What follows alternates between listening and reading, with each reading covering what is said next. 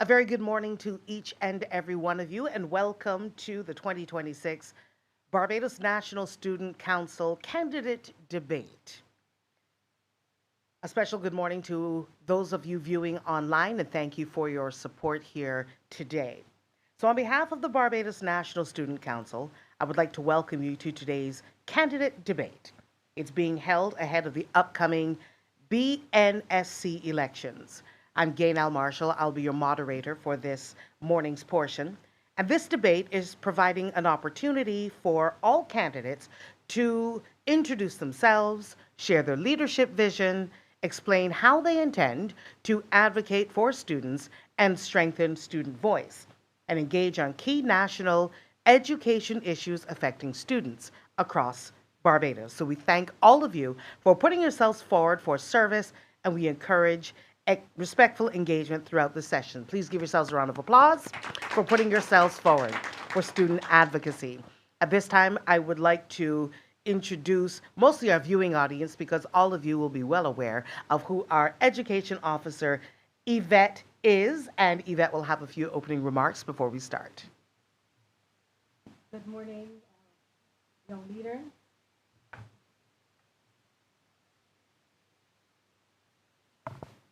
Good morning, young leaders here with us and those persons who are viewing online. I'm Yvette Eswick, Education Officer and the focal point for the Student Council. I thank you, young leaders, for putting yourself forward, to showing your talent, to be willing to take part in a vibrant election. And it is important that we develop our leaders within our schools so that the future starts now with the qualities of good leaders that we would need when I become an old retired citizen. So let me express my delight, and I look forward to an engaging debate. Thank you. Thank you so much, Education Officer Eswick. So before we begin, I'm going to outline the format for expectations for today's debate. The debate will be conducted by position. We are going to begin with General Secretary, and that will be followed by Vice President and followed by President. All candidates will be given equal speaking time. Candidates are asked to remain respectful and concise, and I will signal when time is nearly finished so you can organize your thoughts and prepare to land the proverbial plane and bring a conclusion to your positions. Okay? And we look forward to a very engaging session here today. Do we have any particular order in which we wish to begin? Are we going front to back to front? How are we doing this? Left to right? Flip a coin? I'm broke. Does anyone have a coin?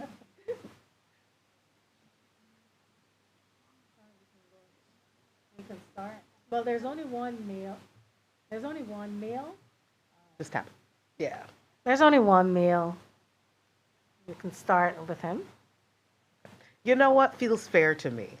Feels fair to me. So what we will ask you to do is before you begin your submissions, just give your name, the school you're representing, for the benefit mostly of people who are watching online, and then you may begin after I count you down. And as I said, everyone will have an equal opportunity and pocket of time in which to speak. And what have we decided that's going to be?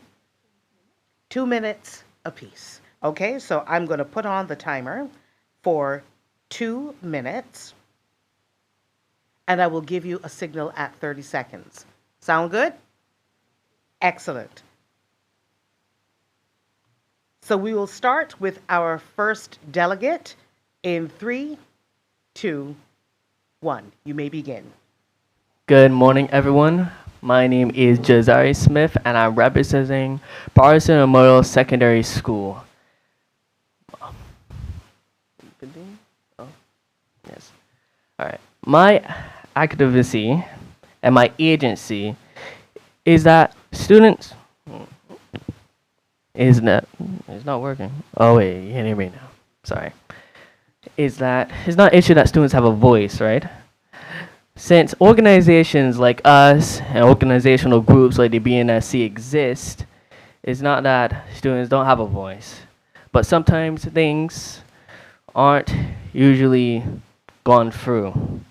And that's what I'm here to do and help with. My advocacy bring the help and the concerns of the students and help with activities, organizational duties, and stuff like that. I write everything down to be accessible to help students all across the country. That's all I have. Thank you so much. What we're going to do is we're going to go across the aisle, and we are going to go back, forth, back, forth. Sound good? Why did you shake your head? We are so looking forward to you. Hi, good morning. My name is Samaya Isaac from St. George Secondary School. The position I'm running for is General Secretary.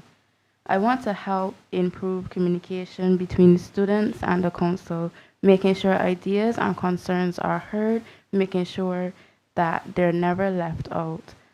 I believe every student should have a voice and an opinion. I will work my hardest to support and push to help their expectations come through. And that's all I have for this morning, right now. Thank you so much.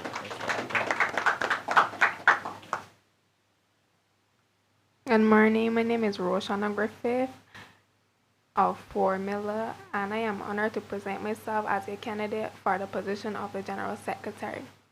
I believe I'm the best candidate for this position because I am committed to serving my school and community and ensuring the students' voices are properly heard and represented. I take pride in completing tasks, working well with others, and maintaining a high standard in everything I do. I am organized, attentive to detail, and dedicated to fulfilling my responsibilities to the best of my abilities. And that is all I have. Thank you so much. Hi, good morning. My name is Destiny Rouse, and I will be representing the Spring Memorial School, and I'm running for General Secretary. If I am General Secretary, I see myself as the engine behind the scenes, organized, reliable, and making sure everything actually gets done. What I bring to the table will show skills, value, and impact. Strong organization and responsibility. I keep everything running smoothly. I take accurate minutes of meetings, keep records of decisions and plans, make sure deadlines are met, stay consistent and dependable. Bring event ideas so students nationwide can interact with each other. I bring strong organizational skills and a sense of responsibility that ensures everything runs efficiently and on time. 2, I bring clear communication across the nation. I will be the link between students, the council members, teachers, and administrators, and everyone I didn't mention. I will share updates clearly, listen to students' concerns, speak confidently and respectfully, and be the voice for every student across Barbados. I will keep everyone informed. 3, leadership and teamwork. I don't just work, I help others work better. Support my team, work well with different personalities, help solve problems calmly. I will lead by example. 4, initiative and ideas. I don't wait, I act. Suggest improvements for the schools, help plan events and activities, bring fresh creative ideas, follow through, not just talk. 5, dedication to students. I genuinely care. I represent everyone fairly.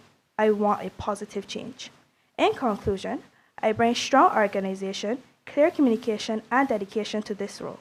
As General Secretary, I will ensure that meetings are well documented, information is shared efficiently, and every student's voice is heard.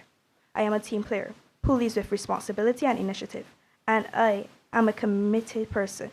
I am committed to turning ideas and imagination into real action for the betterment of our schools. Thank you. Thank you very much. And finally, Hi, good morning. My name is Abigail Pole, and I am from the Dayton Griffith Secondary School. The role that I am running for is General Secretary. I am running for General Secretary because I believe that student voices are to be heard and our initial communication must be seamless and inclusive. As your General Secretary, I will move beyond just record keeping to ensure that every student's concern is documented and tracked for action. My goal is to bridge the gap between the council and the student body through digital innovation and regular clear updates.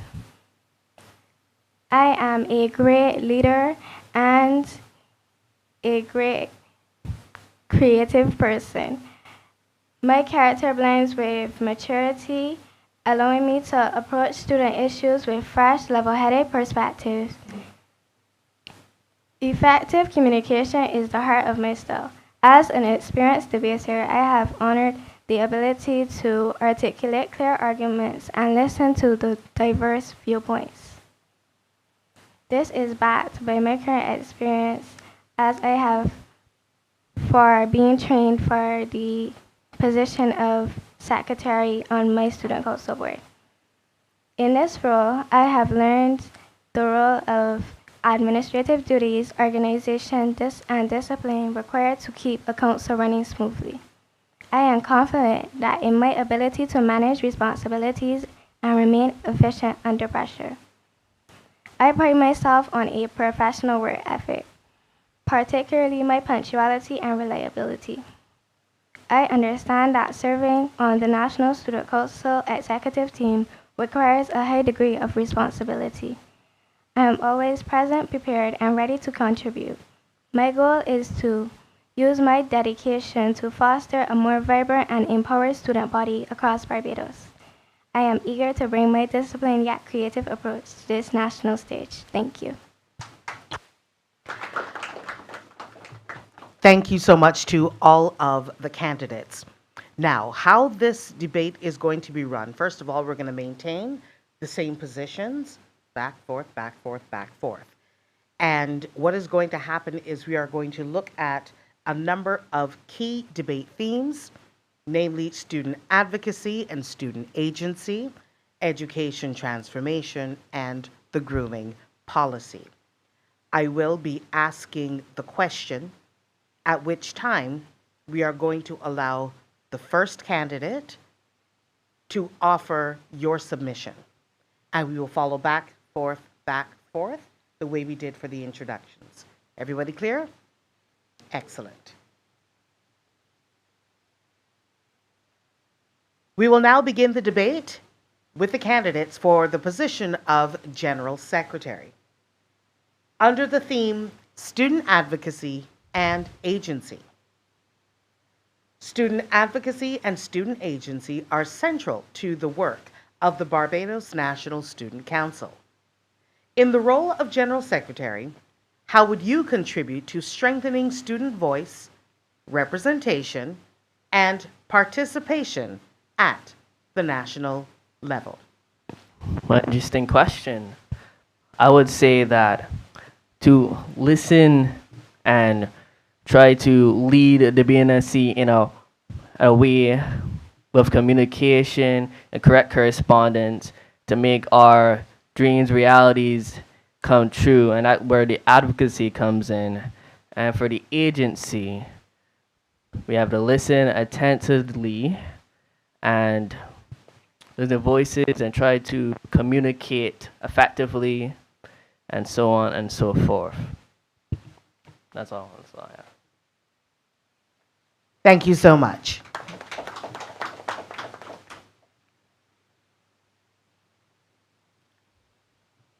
Could you repeat the question, please? Certainly. Student advocacy and student agency are central to the work of the Barbados National Student Council. In the role of General Secretary, how would you contribute to strengthening student voice, representation, and participation at the national level?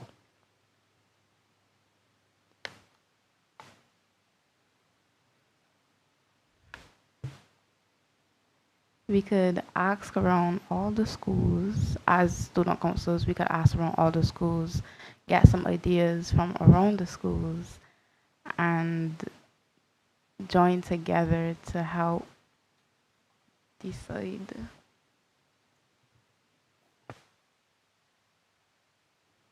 Are you finished your submission? Have you completed your submission? Thank you so much. Next. I believe student advocacy and agency are essential in every school because student advocacy is about speaking up for students' needs and rights, while student agency is about giving the students the power to make decisions and take responsibility.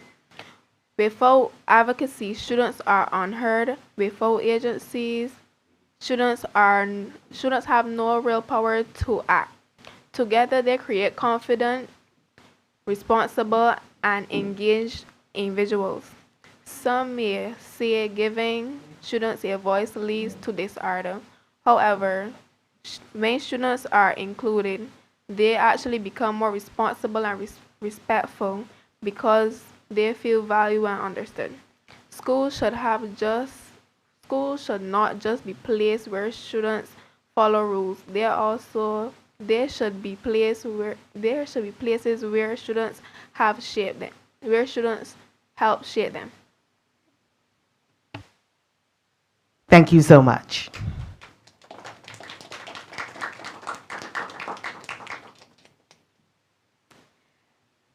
I will say Roshana did make some great points.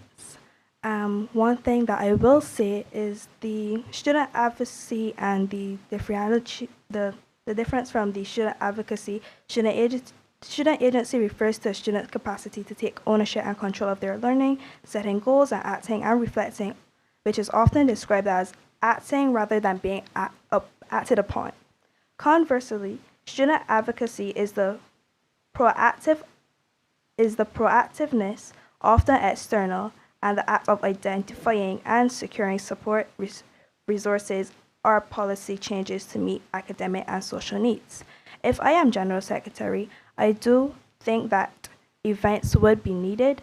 I do not see a lot of communicating and a lot of socializing going on around in schools. I think there should be at least a certain month or every other month where students will be able to come together so that we can interact, even if it's like a very positive lame. Even if it's like a lame that we would do on Saturdays or anything like that, that just joins school community so that we can have fun amongst each other because we're all youth, we're all children. We should be able to share our thoughts and ideas among each other. Thank you. Thank you very much. Student advocacy and agency empower learners to influence their education, with advocacy focusing on securing rights and representation, and agency referring to the capacity to take autonomous, purposeful action in learning. Together, they promote equality, voice, and ownership. Transformation students from passive recipients into active recipients in their academic journey. Key aspects and examples. As a new thing that the Ministry of Education Transformation has recently done is to include private school representatives. With agency, it allows more than just having a seat. It means having a vote, and it will work to ensure that the newly included private school voices and the upcoming primary school councils are fully integrated into our new national advocacy. The ministry's Every Child Barbados initiative focuses on a firm system, fair, inclusive, relevant, and modern. With that, it means that every child should be included together. They should have the right to speak freely on what they believe and should be listened to. And that's what I believe in. Thank you. Thank you very much. Just as a general reminder to all in the room, this is your opportunity to vie for your vote and vie for your position. And then, of course, later on in the activities, you can also get your supporters to campaign at other schools to help you. So this is your opportunity to be seen and really sell yourselves, okay? Excellent. We are going to move on now to our second topic, and we are speaking about education transformation.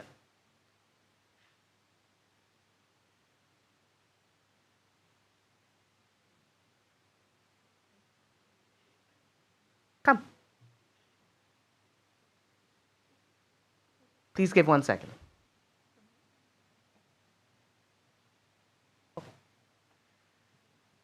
Okay, we will take a 10-minute break, and we will allow one of our candidates to seek some assistance, and we will ask our colleagues in MRD if you could just do the necessary technical arrangement, because we do understand that we do have a streaming audience. So please just give us a few moments, and you can gather your thoughts, and then we will resume the debate as soon as possible.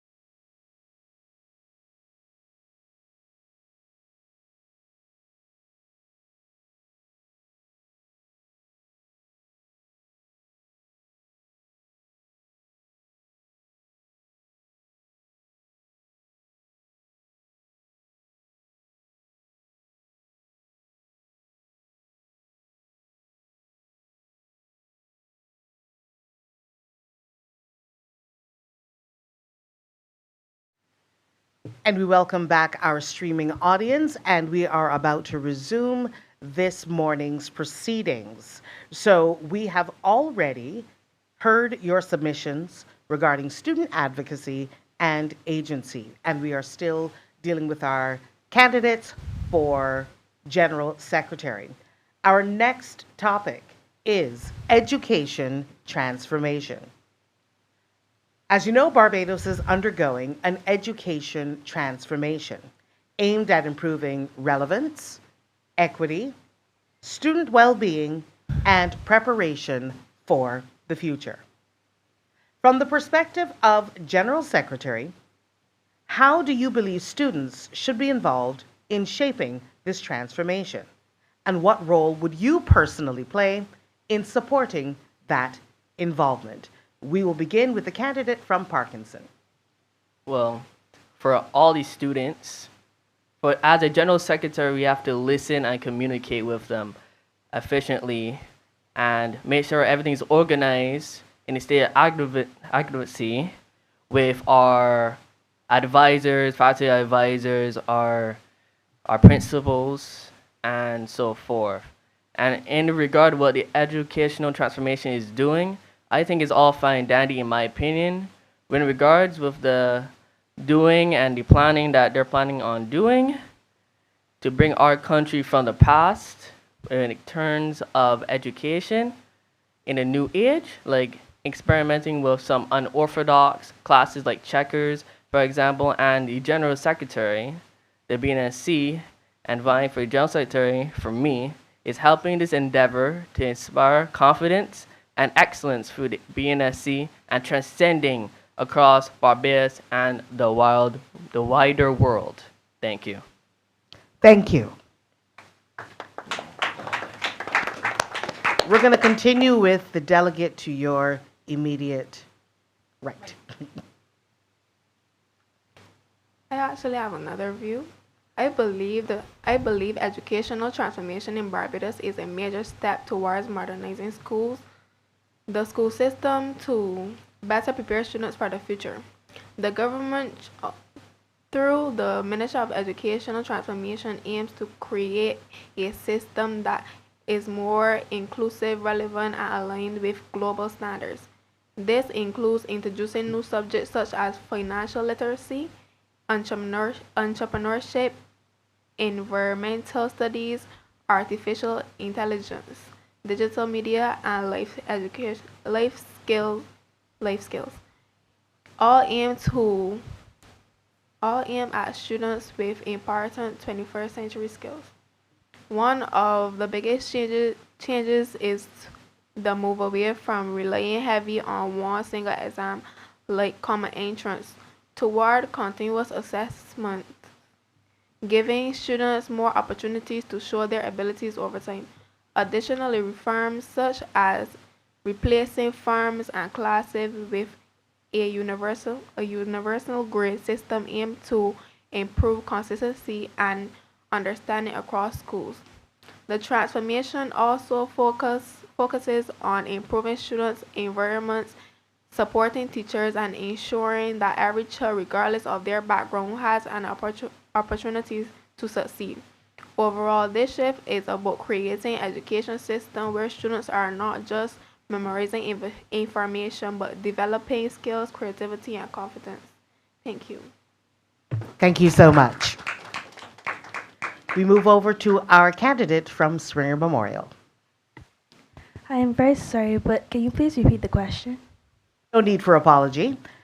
Barbados is undergoing an education transformation aimed at improving relevance, equity, student well-being, and preparation for the future. From the perspective of the General Secretary, how do you believe students should be involved in shaping this transformation, and what role would you personally play in supporting that involvement? Okay, great. I will say that once again, communication is key. If we are planning to make a very democratic council where we are listening to the ideas and the thoughts of other students, I think there will need for interaction. And as General Secretary, I will take the role upon myself to try to reach all the schools in Barbados, at the secondary schools, so that I can communicate with those students and see what their perspectives on our communication skills and what ideas we should go forward with.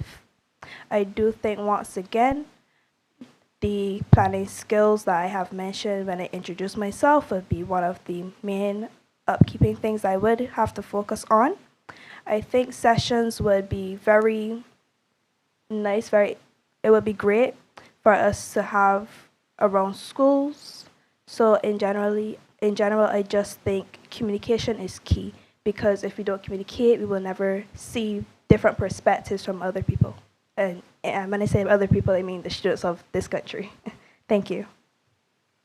Thank you very much. And finally, our candidate from Dighton Griffith. I believe that Barbados is undergoing a major education transformation via the Barbados National Selector Transformation BEST program, which is from 2022 to 2027, which is focusing on STEM, technology, and inclusive learning environments. I believe that to help us all together as HR Rights Ambassador, it will be easy to amplify youth voices in policymaking key initiatives, including strengthening student support services and reforming curriculums to focus on the 21st century skills. Some of the key aspects of education transformation in Barbados is the technological and vocational training, which is METVT. Additionally, 19 child rights ambassadors were incurred in 2024 to represent Perth Voices. As of now, there are 22 of us who are there for students in case they need support with schoolwork or personal things and have nobody to speak to. And there are student support services who are there for our department aims to provide positive reinforcement, address behavioral and emotional and social needs, reducing the risk of expulsion and suspensions. The objective of the Ministry of Education Transformation is to increase access to early childhood education to 100% and tertiary education to 35%. Every child in Barbados has an initiative aimed at boosting student achievement, supporting teachers, and upgrading school technology. As the National Student Council has been established to ensure student participation and decision-making, it would be best for us to encourage our young people and peers to focus on schoolwork and to do their best that they can. Also, the assessments. Moving away from high states of testing like 11+ examinations in favor of continuous assignments and hybrid placement models that value a child's progress over time, the modern curriculum interrogating future-focused students on subjects such as coding, robotics, financial literacy, and climate resilience, such as early as pre-primary levels. Inclusive education ensuring students with special educational needs and disabilities are seen and supported through tailored interventions and specialized facilities. Teacher empowerment, investing in continuous professional development to equip educators with initiative, learner-centered teaching and methodologies. Infrastructure upgrades, modernizing aging school buildings into a safe, tech-integrated, and climate-resilient learning environments. For individuals and parents, you can engage in consultations, participate in ongoing public town halls and stakeholder meetings to provide feedback on the new policies such as the inclusive educational policy, support literacy at home, using resources provided by the National Literacy Program to help your children meet the goal, reading fluently at the age of 7. Participate in parent education, joining the Parent Educational Program (PEP), which started in September 2025 to learn tools for fostering positive parenting and deeper academic engagement. And you can also give back by volunteering your time. For our corporate and community partners, establish partnerships. Private entities can adopt schools or programs and provide technical assistance or offer scholarships to vulnerable students. Offer real-world experience. Set up internship programs to provide students and teachers with authentic workforce experience in emerging sectors like AI and green energy. And you can also donate resources, which is contributing equipment or funding the support of the rollout of digital learning tools and innovative hubs like the Oceana Innovative Hub. That's all. Thank you so much for your submission. And now we are down to our final topic area, which is the grooming policy. The grooming policy has generated significant discussion and concern among students and schools nationwide. As General Secretary, how do you approach this issue to ensure student views are properly represented while also encouraging respectful dialogue and constructive engagement with school authorities? I'll read the second part again. As General Secretary, how would you approach this issue to ensure student views are properly represented while also encouraging respectful dialogue and constructive engagement with school authorities? We begin with our candidate from Parkinson. The grooming policy is an interesting topic because it's a conflict between school identity and personal identity, and there's a nuance there when it comes to the policies. And as a General Secretary for the BNSC, we would listen and advocate for students to give to talk to the educational transformation when it comes to feedbacks and the principals and the stockholders for personal identity and identity with the schools. And as a General Secretary, we have to make sure that everything is correct, communication, like everyone else has said before, and documentation to provide research and advocate,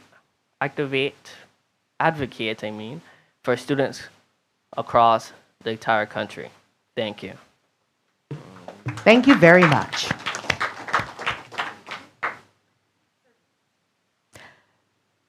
The grooming policy has generated significant discussion and concern among students and schools nationwide. As General Secretary, how would you approach this issue to ensure student views are properly represented while also encouraging respectful dialogue and constructive engagement with school authorities?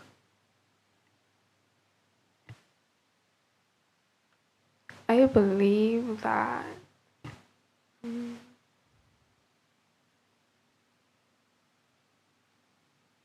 the National Grooming Policy was introduced to promote discipline, neatness, and respect among students while still allowing some level of self-expression. However, recent updates show that the government is now moving towards strict enforcement with zero-tolerance approach in schools starting this term.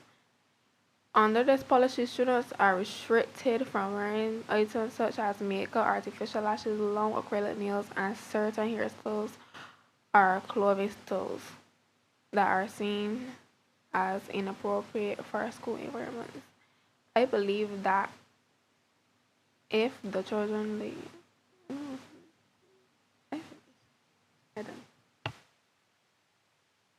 Would you like a moment to gather your thoughts?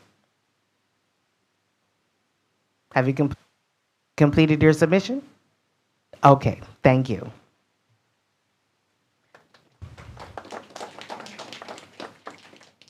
our candidate from Springer Memorial. Hi. The grooming policy does have a purpose and a goal, and I'm very pleased and I'm very proud of the decision that was made for this grooming policy. The grooming policy is intended to provide a framework to guide the establishment and maintain of common standards of the acceptable dress and deportment of the students across the school system. The grooming policy, I believe, would have been placed to keep morals. Morals will be respecting yourself, self-worth, treating your body as a temple of God or whatever religion you are a part of. There will always be a personal side to why people do not agree with the grooming policy, but I will say as a school child, the grooming policy is very needed. School teaches us and is preparing us for the future. That is one thing all teachers and staff will continue to tell students across this learning experience. School is intended to prepare you for the future. In work life, you will not be able to dress however you want to. There's a standard that comes between it. The dress code was placed for you to look decent.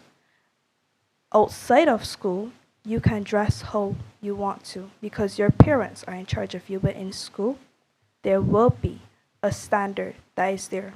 And the grooming policy, the goal of the grooming policy aims to promote cleanliness, neatness, decency, respect, modesty, and a sense of identity among students while providing them with opportunities for self-expression and the attainment of general comfort at school.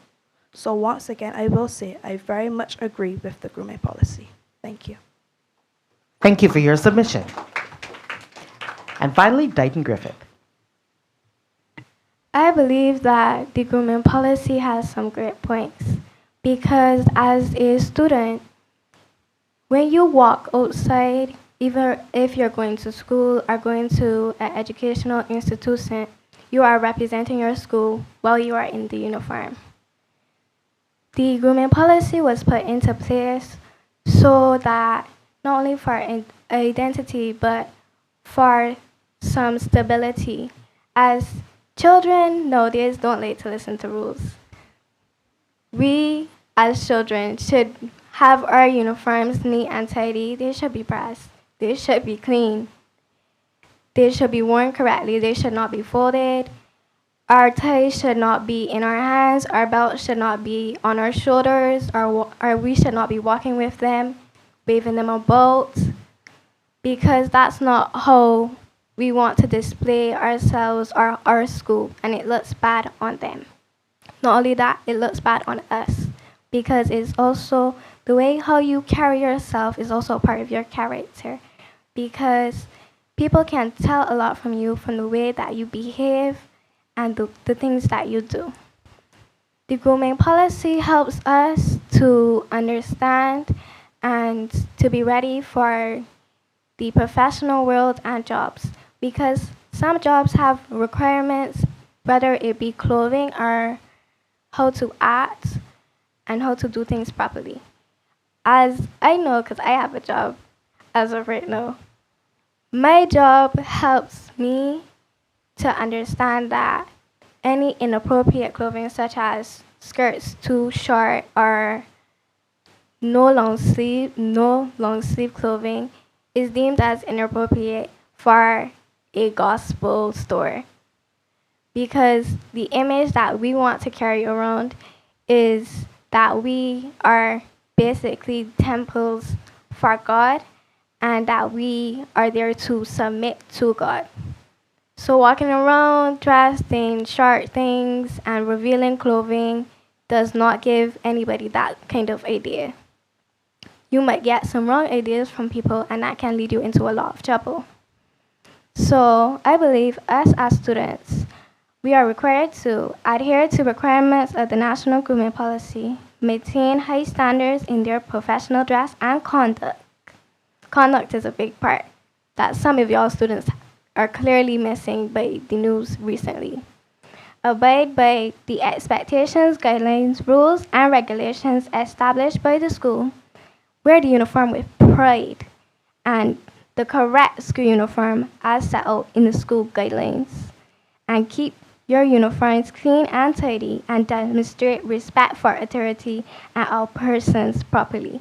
If you do not like something that somebody has done or it has rubbed you the wrong way, there are measurements and things that you do that are set in place for things like that. If you feel that you have been wronged, you can go to a teacher or the principal, and from there, if it has not gone anywhere, you can go to the chief officer. Thank you. Thank you. Hi, yes, I have a comment to make, not towards the detention student, but I will say the document did say that there is a proper way to handle the situation if you don't agree with the grooming policy, which says any student or parent that has the right to raise objections or dissatisfaction regarding the perceived discrepancy, unfair treatment, or any concern regarding the administration of the policy. I will also ask, I will say first that I have seen a few reasons why students don't follow the grooming policy, and a lot of students would say that, oh, their teachers don't dress appropriately and it's distracting them from learning. So if they don't follow that guideline, why should they? And I will ask, is there a grooming policy towards the staff and teachers in the school institution? Are you asking me? Yes. Well, I will say that, and my young friend can probably attest, that most places of employment have a policy when it comes to deportment, what is deemed appropriate versus inappropriate, or even due to safety measures. You know, like if I was working on an assembly line in a factory, I probably could not wear my hair like this because it could actually endanger my life. My hair could actually get caught in a piece of machinery. They would recommend that I either had it back, piled on my head, or not worn this way at all. So to suggest that there is no policy, it may not be written specifically as an education grooming policy. It might be a wider policy within the public sector as a rule for all employees to follow. Thank you. Thank you for that learning moment and teaching moment. I appreciate. No problem. Thank you so much.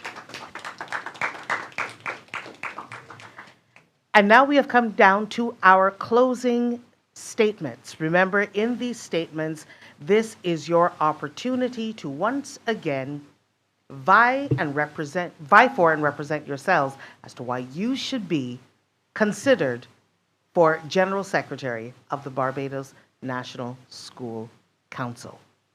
Once again, we will begin with Parkinson. I'm going to make this short.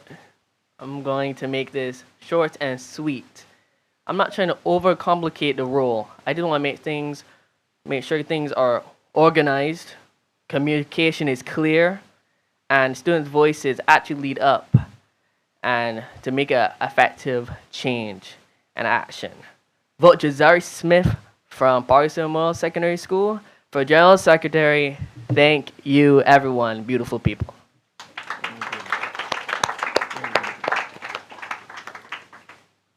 Our next closing submission. You have a question?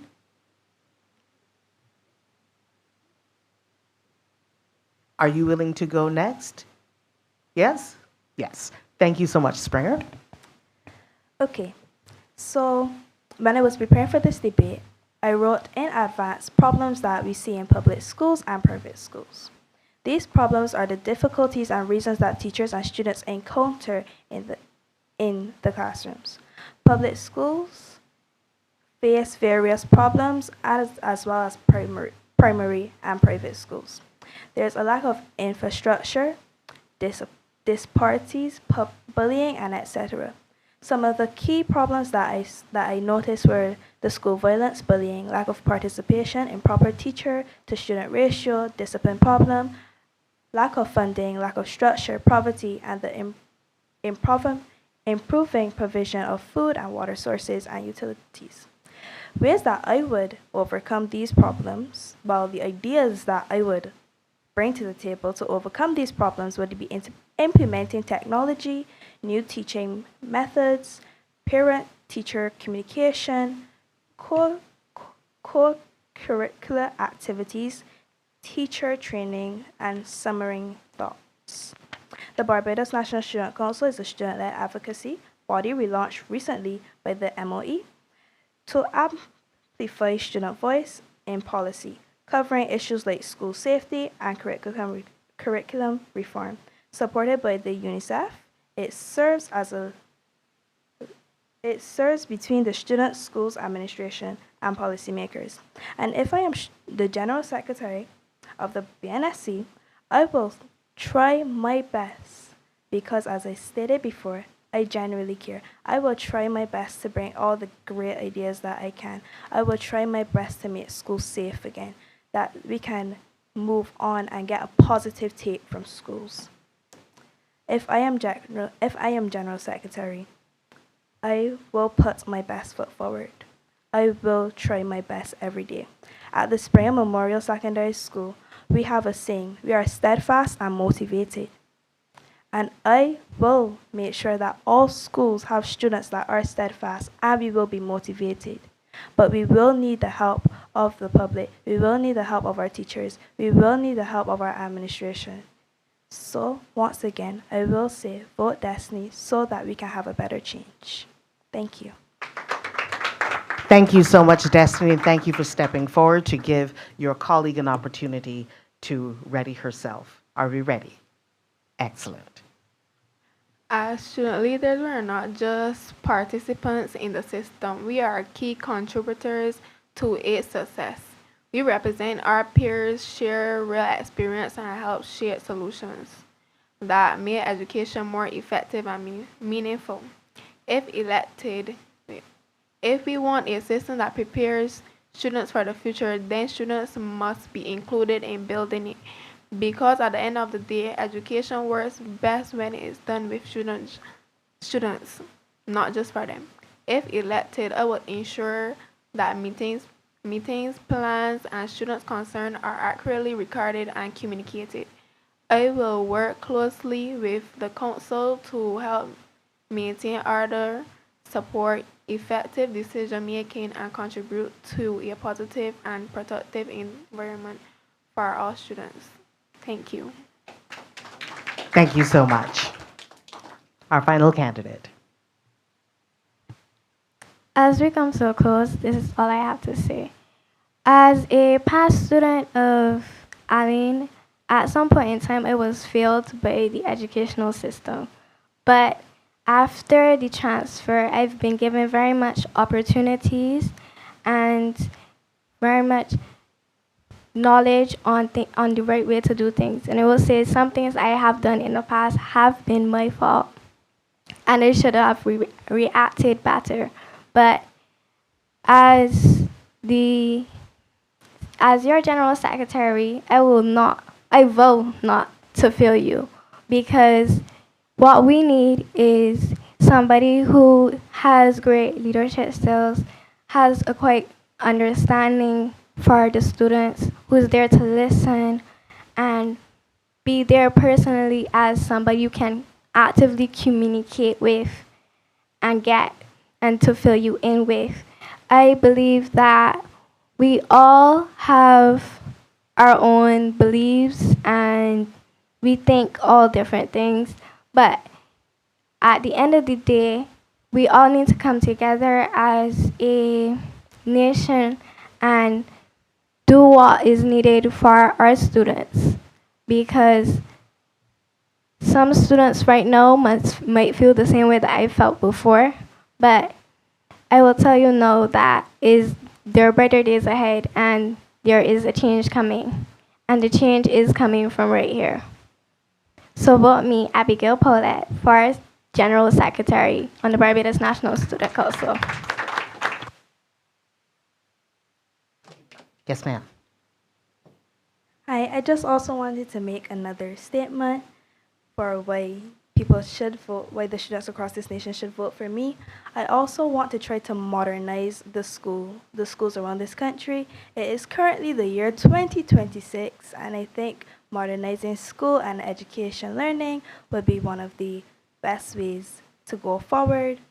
One of my slogan for my campaign was actually your vote, our voice, our future. And I think in order to move on, you have to step out of a certain phase and just take a leap. There's always that standpoint, and sometimes that standpoint, that wall might be a little high, that bridge might be broken, but together we can all build back that bridge. So that's why I just wanted to leave that with the public for why they should also vote for me. Thank you.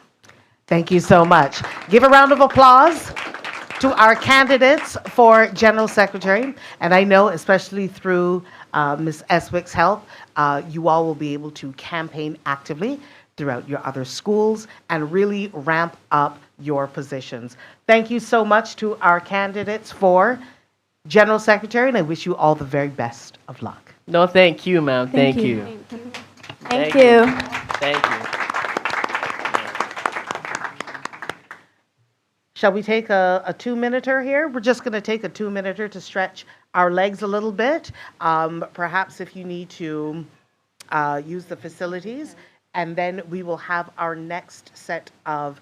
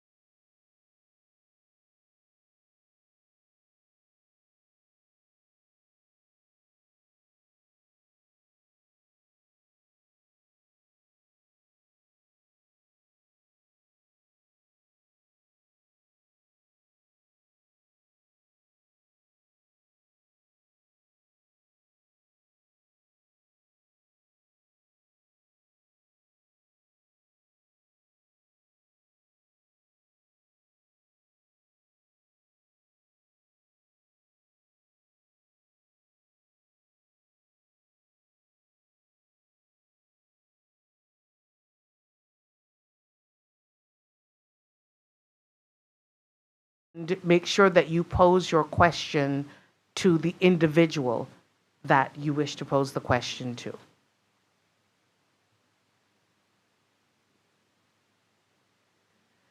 So at this point, we are inviting any questions for our candidates for General Secretary. You have a question? Come right up to the center. Thank you.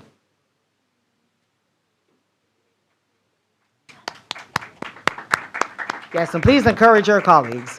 These are big steps y'all are taking. Testing. Good morning, everyone. My name is Roshana Clark. My question is for Destiny Rouse. My question is, what skills do you believe that you have that will make you the best candidate for this position? Thank you. My skills are there are a lot. I have a lot of skills. One of my skills would be one on the more musical and art side. I do have a very, very gifted talent that I really thank God for because He has always helped me. But I do find that being more creative, I am very creative, I am very musically active. I also am very well in speaking. And I think that if I am General Secretary, I will try my best to get to all those schools. And I know a lot of children might have similar skills as me. So if I could like widen that area, yes, I will try to bring my skills and help other people to improve their skills because I have been doing it for over 8 years. Thank you. Thank you for getting us started. Do we have any other questions for our candidates?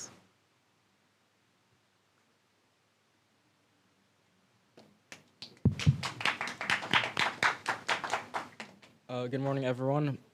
My name is Mikkel Broby Robertson from Harrison College, and a question for Destiny Rouse as well. Have you been involved in any other leadership positions? And if so, even if a minimal leadership position, how has that affected your stance on the National Student Council, your journey coming here? Great question. Well, this is my first time running for an executive position on the Barbados National Student Council, but at the Spring Memorial Secondary School, I do have a lot of leadership roles. I am the third year representative at the Spring Memorial Secondary School. I'm a member of the Spring Memorial Student Council. I am also the captain, the former captain of the Spring Memorial Tech team, and I also would always be helping out with the art section with the junior school. I do play guitar and I do vocals. I also help out the steel pan students and the drummers as well. Thank you. Great question. Great answer.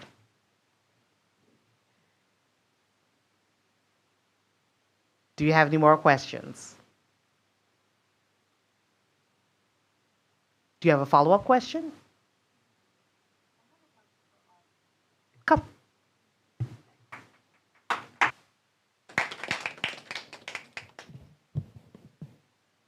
My question to all of you all are, what skills do you believe that you need to work on that you believe are pivotal towards the role as General Secretary? Just repeat the question one more time. No problem. What skills do you believe that you need to work on for the role of General Secretary? Thank you for that. We're going to go in order in the way we spoke. So we're going to start with our gentleman here from Parkinson. That's an interesting question you imposed on us. In my opinion, I would have to work. There's always room to work on communication and relations and socialization with others and try to understand them and see how their perspective they're coming from. And so it would be communication, relations, and the follow-up and discussion and how it could affect everyone involved and mainly our communities. That's my take, at least. Can you repeat the question, please? No problem. What skills do you believe that you need to work on that are pivotal towards the role of General Secretary? I believe that I have to work on my communication skills because I think not everyone does come to you with like a calm personality, and everybody just be like on their high horses and think that because they told you something you can get it doing the same day. And that's the only thing I have to work on.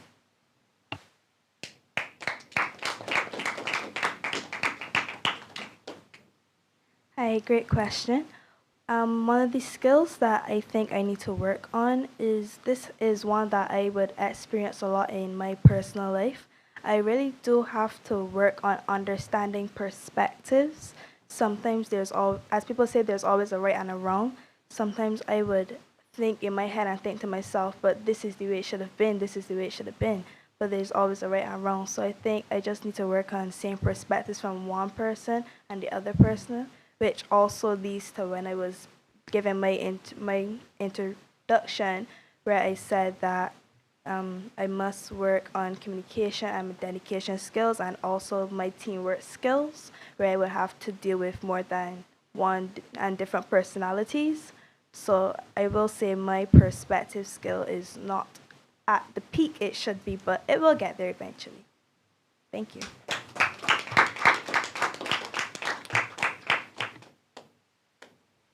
That's an interesting question. As of right now, I am trying to work on my time management skills, my communication, socialization, because I like to be by myself sometimes, and to speak up when people are asking me things. To be a general leader, you have to be okay with talking to others and voicing your opinions. So that are all things that I'm working on right now. Thank you so much. Great question, great answers. We have time for one more question.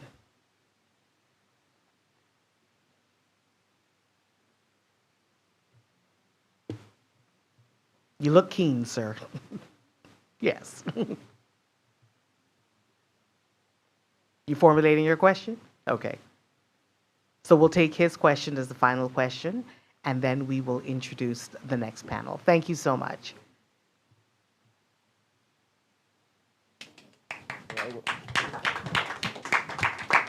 All right, y'all can hear me? We can, yes. All right, good morning. I am Shakir Disley. My question to you guys is sometimes on national level, you guys get some last minute requests. For example, you may have a project that you may need to get in by tomorrow night, and you got it the night before. How would y'all work to, get the project done? Once again, that sounds a really realistic question. It seemed like you've gone through that before. And for me, I would section off and try to work efficiently and time managedly. I'm the kind of guy that will be working till 12 a.m. to 5 a.m. in the morning. If it's really that important, albeit, I would definitely make sure I work with my team and, if possible, try to get a little bit more time. Would you guys agree? So, yeah, that's honestly my take. Thank you. Thank you. Excuse me. I would ask if you can come back and repeat the question, please.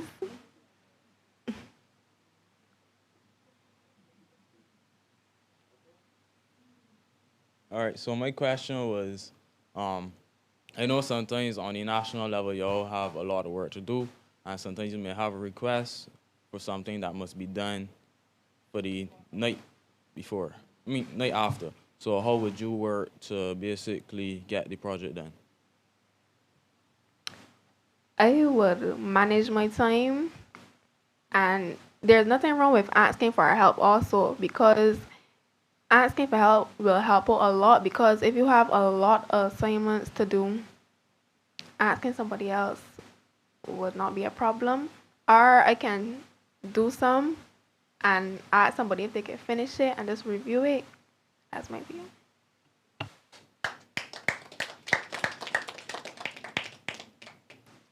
I will say that towards that question, I am very good with managing time. I might be young, but I have a lot on my plate for a 14-year-old. I have a lot on my plate for a 14-year-old. So I will say I do manage my time well. And once again, this all leads with dedication. If you are dedicated to something, you will try your hardest to get it done. So for me, I really would spend the time. It doesn't even matter, because at home I'm honestly not even doing anything. I'm literally one of the most common shows you will ever see. I'm probably at home playing Roblox or something. So I have a lot of time at home. So even if that pressure or those different projects are built on top of me, I will find the time to get it done, because I genuinely care. I'm dedicated to everything that I do. So it would never really be a problem.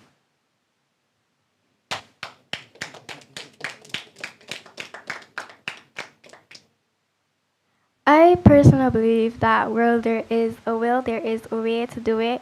So once I have been given the request, I will assess what exactly is needed and see if I would need any additional help to complete the task quick and fast.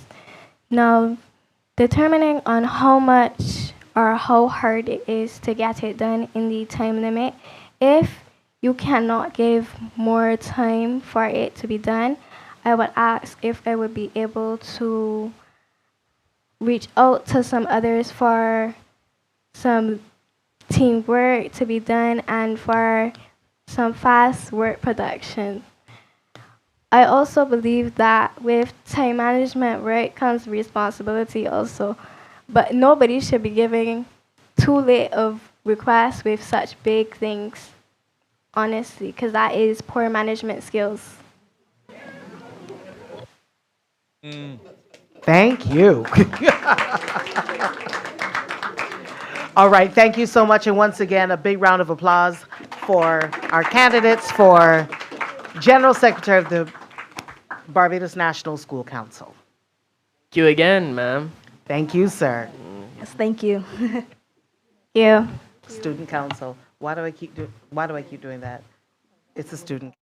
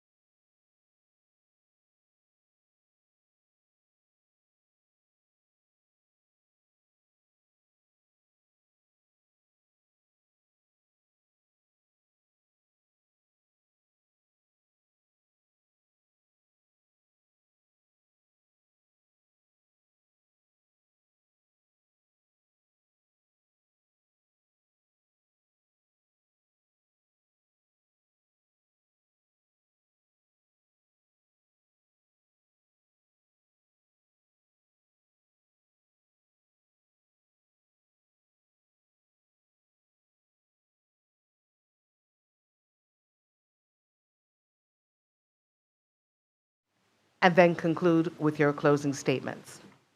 And as I would have indicated to our other delegates and candidates in this, this is literally your opportunity to vie for yourselves.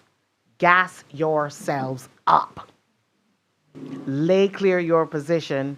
This is where the actual stuff begins. Make sure that the people know you by your name, face, school, and of course, your position.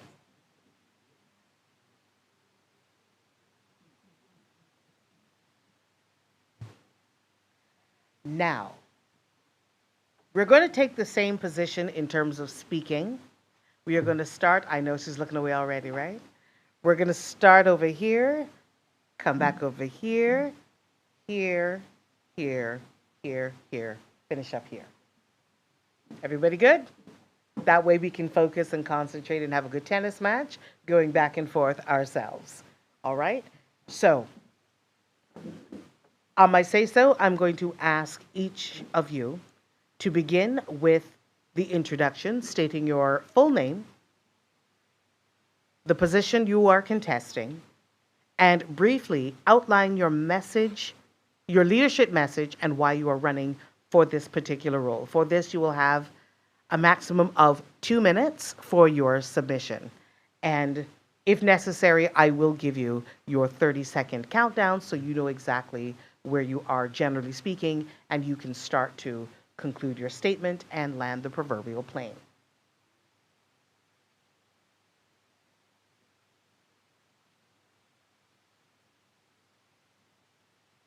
Timer on. Is everyone ready? Good, because so are we. We're going to begin with the young lady here to my left, probably your right. Remember to state your full name, school, and why you're vying for this position. In 3, 2, 1. Hi, good morning, everyone. My name is Jania Husbands, and I am representing the Courage and Parish School. And I am proud to present myself as a candidate for the vice president position. Currently serving as deputy head girl and also the president of my student council at my school, I have developed strong leadership skills and a deep commitment to service. I am actively involved in helping around the school, supporting both staff and students, and ensuring that tasks are carried out efficiently and respectfully. These experiences have shaped me into someone who is responsible, dependable, and ready to lead. I believe one of my greatest strengths is my ability to listen and connect with others. I understand that leadership is not just about speaking, but is truly hearing the concerns and ideas of students and working together to create meaningful change. If elected as Vice President, I will work to ensure that students across Barbados feel respected, included, and empowered, and of course, I will do this alongside of the President who is elected. I want to help strengthen communication between students and leadership, encourage greater student involvement, and support initiatives that positively empower our schools and communities. I am not just seeking a position, I am committed to serving, leading, and making a difference on a national level. Thank you. Thank you, Jillian. Good morning to everyone. My name is Kanita Walker, and I'm a student of the law school, and I'm contesting for the position of the Vice President of the Barbados National Student Council. I stand before you today not just as a candidate, but as a voice for every student across all schools, including those with special needs, or as I put it, those gifted students. Because true leadership is about action, not titles. Leadership is about recognizing the strengths of others, supporting those who feel unheard, and creating opportunities for everyone to succeed. Through my journey from being head girl and student council president at the Island School to now being a proud student of the law school, I have seen firsthand that progress is built when every voice is included. I've learned that a leadership job isn't to be the loudest person in the room, but to know that everyone is included. I've learned that ideas from every corner are to be valued, and that every student feels empowered to contribute. I'm running because I want to make a difference for every student. I want to create programs and initiatives that include all learners, celebrate diversity, and provide real support, whether it's academic, emotionally, or socially. I want a school community where students with special needs feel fully included, where clubs and activities reflect the passion of all students, where they can break down barriers instead of building them. No Kanita, no progress aren't just words, they are promises. I promise that leadership under my guidance will be recognized about listening, advocating, and taking action that benefits everyone. Together, we can ensure that no student feels invisible, that every idea has value, and that all schools truly represent the talent, strengths, and needs of everyone. I'm here today to serve, to listen, and to lead in a way that lifts every student, because every student rises, we all rise, and that when there is progress, we can all achieve together. Thank you. Thank you. And just for my benefit, is Kanita? Thank you. Yes, sir. Good morning, everyone. My name is Malik Frank, and I am a candidate for the Vice President position of the BNSC elections 2026. I believe that all students have a voice, but some may not know how to use it to get the change that they are looking for. That is where my campaign, CFC, Catalyst for Change, comes in to help strengthen and speed up the change that the students of Barbados are looking for. Dedication in action, your future, my voice. Thank you. And your school? I'm representing St. Leonard's Boys. Thank you.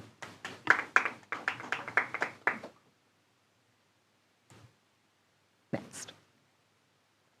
Good morning, moderator, fellow candidates, student body of Barbados, and all online listeners. My name is Michael Robertson, and I'm proudly representing the Harrison College, not just as a student, but also as the president of my debate society. And I'm proud to be running as your vice president for the year 2026 to 2027. Now, my manifesto is very simple. My vision is very simple. I advocate for absolute efficiency and unprecedented agency within our student population. We are standing on the precipice of a global paradigm shift. Leading technologists project that artificial superintelligence will fundamentally alter our society by 2027. That is next year. As a computer science student, I know firsthand that an inefficient framework eventually crashes. Right now, our educational national infrastructure risks doing exactly that if it does not adapt rapidly to this reality. I suggest that student advocacy, and by extension, the voice of the Barbados National Student Council, should be complemented by artificial intelligence systems. To project your voice and to send your message, you must have a channel. Currently, this channel is an escalating order of operations ranging from your school year representative to your principal and eventually, if not resolved, to the chief education officer. I propose the system is far too steep. In place of this, I suggest implementing a centralized AI-driven student feedback network managed by us, the BNSC. Instead of your voice getting lost in weeks of bureaucratic translation, an AI system can instantly aggregate, analyze, and escalate student concerns across the island in real time. Whether it is a dispute over the grooming policy or a gap in our new digital learning platforms like the National Transformation Initiative, the BNSC will be armed with empirical quantitative data. We will be presenting undeniable data-backed trends to the Ministry of Educational Transformation. That is what I propose. That is absolute efficiency. If we complement existing systems with 21st century technology, every student's concern will receive a holistic response. My goal is to complement our efforts with this absolute efficiency, technological foresight, and data-driven representation. With the metaphorical train of the educational transformation soon approaching, we must not falter. We must heighten the potential system so that when implemented, it serves all of us holistically and at absolute efficiency. Thank you. Thank you, Mikkel. Yes. Good morning to all. My name is Nara Clark, and I am the candidate from Commonwealth School. Creative, clever, and caring. Those words were the focal point of my campaign. When it comes to student advocacy and agency, not only do I have experience through the roles that I've served on my school student councils and key club executive boards, but I also ran on a philosophy that each individual has a unique perspective that contributes to the development and facilitates the growth of an organization. As a National Student Council, we are a voice for the students of Barbados, but it's in the hands of the candidates for us to formulate the words that are spoken, and for us to formulate the words that are spoken, and to clearly communicate the issues that are brought to our attention. You must be creative in the ways that you theorize solutions. You must be clever in the process of orchestrating the solutions, and you must be caring of the persons that you represent and the impact that the issues have on them. So in closing, I will contribute to student advocacy in my role as Student Council Vice President by always being creative, clever, and caring for those who I represent. Thank you. Thank you, Nala.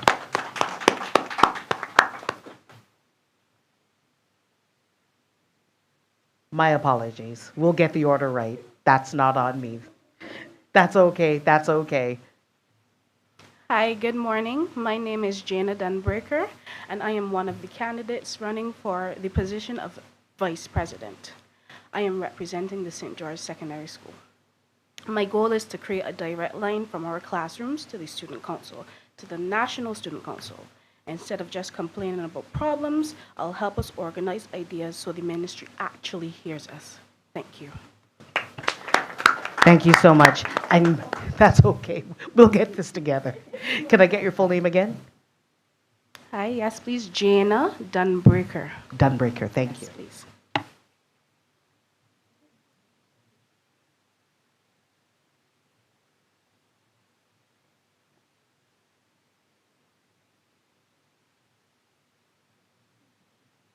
Yes, ma'am, and thank you for the catch. No problem. Good morning. My name is Jana Chance Aline, and I'm a student at the Spring Memorial School. The role I am running for is Vice President, as what this section is. My saying is, your voice, your future, your decision. How I can contribute is by going to every extent to fulfill and voice every concern, no matter how small the problem may be or how irrelevant you may think it may be. ensuring access to a bright future with opportunities.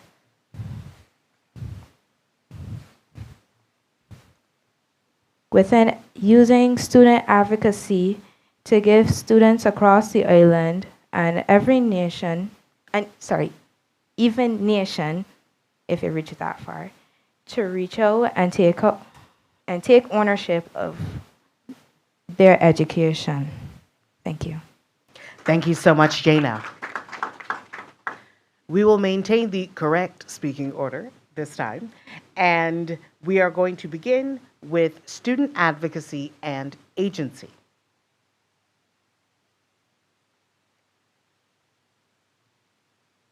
We are going to begin with the Lodge School and Jillian.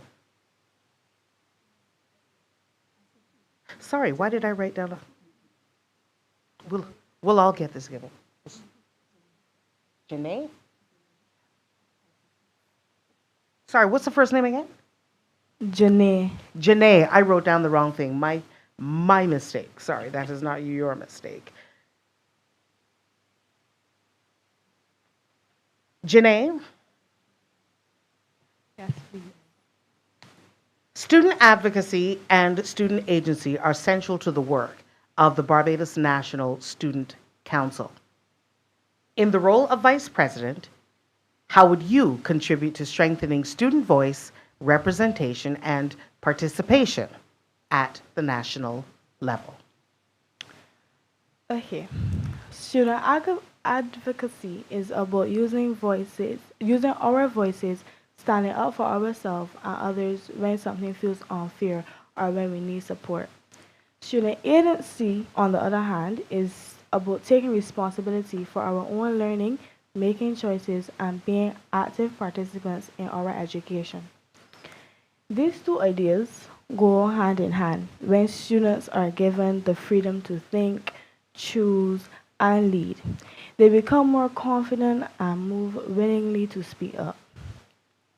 This not only improves academic performance, but also builds strong, independent individuals who are prepared for the real world. However, students' ideas need to be heard, implemented, and action is necessary. This involves all stakeholders such as parents, teachers, and education officers. Their support is intangible and provides structure for our ideas as students. A plan needs to be constructed, which includes a timeline of necessary steps and goals to be followed. Change and student advocacy requires proactive steps and commitment. Thank you, Janae.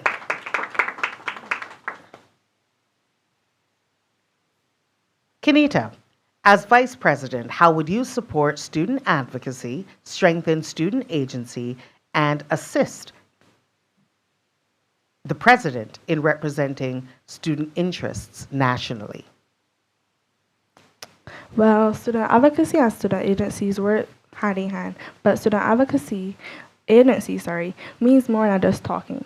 It means influencing policies, decisions, and outcomes. Research shows that when students' feedback leads to measurable actions, engagement, performance, and both improve. Students should understand that solutions should be brought with concerns so that their actions can be taken care of. There are some projects that it can be implemented to help these concerns, which are to build a structured issue tracking system. This shouldn't be complicated. So students submit their concerns, you categorize them, track progress publicly, report outcomes monthly, and this shows accountability and concrete follow-up through. Train student advocates. So run a workshop on how to communicate effectively with administrators, especially in a respectful way, and how to gather and present evidence, how to collaborate for solutions. Partner with teachers, not opposition, but partnership. Teachers can provide insight, context, and support so students can concerns turn into positive change. Students don't feel heard, they see results. Thank you.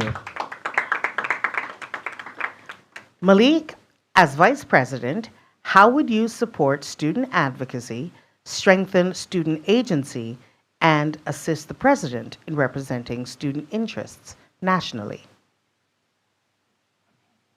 Student agent Student agency is a capital for students to take ownership of their learning, acting as a active participant rather than a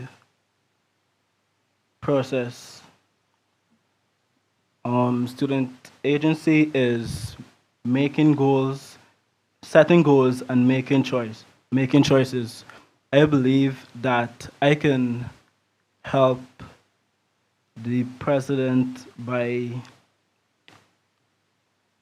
helping the students of Barbados understand what is going on, the changes that are being made when it comes to student agency, student advocacy. Student advocacy is the process of empowering students to speak up for their needs, rights, and education, ensuring they have the support to be successful. With that, I can help the students feel more included when it comes to making big decisions in Barbados, which is why the BNSC is in position to get the views of the students in secondary school in Barbados voice across Barbados. Thank you so much, Malik.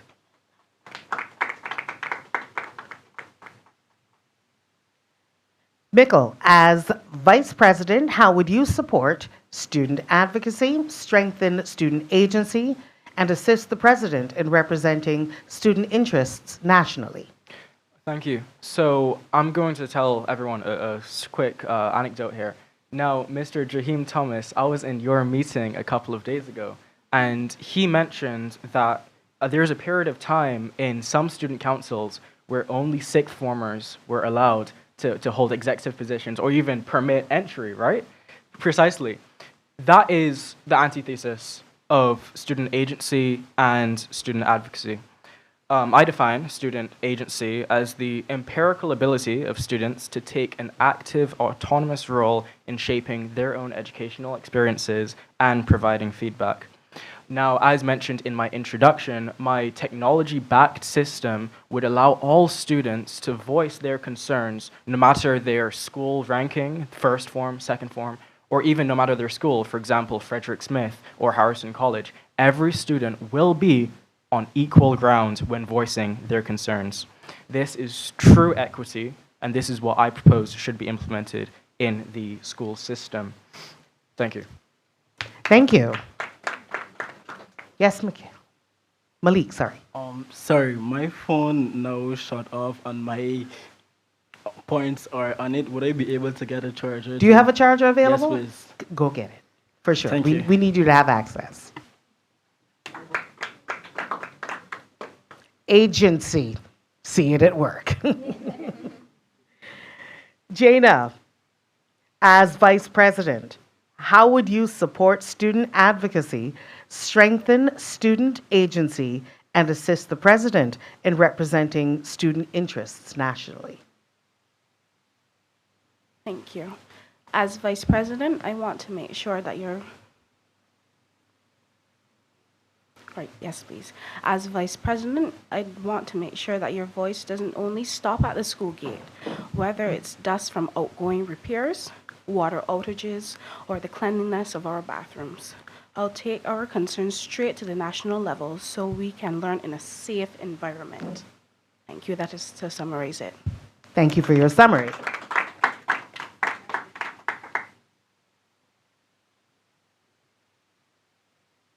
Getting my order reestablished.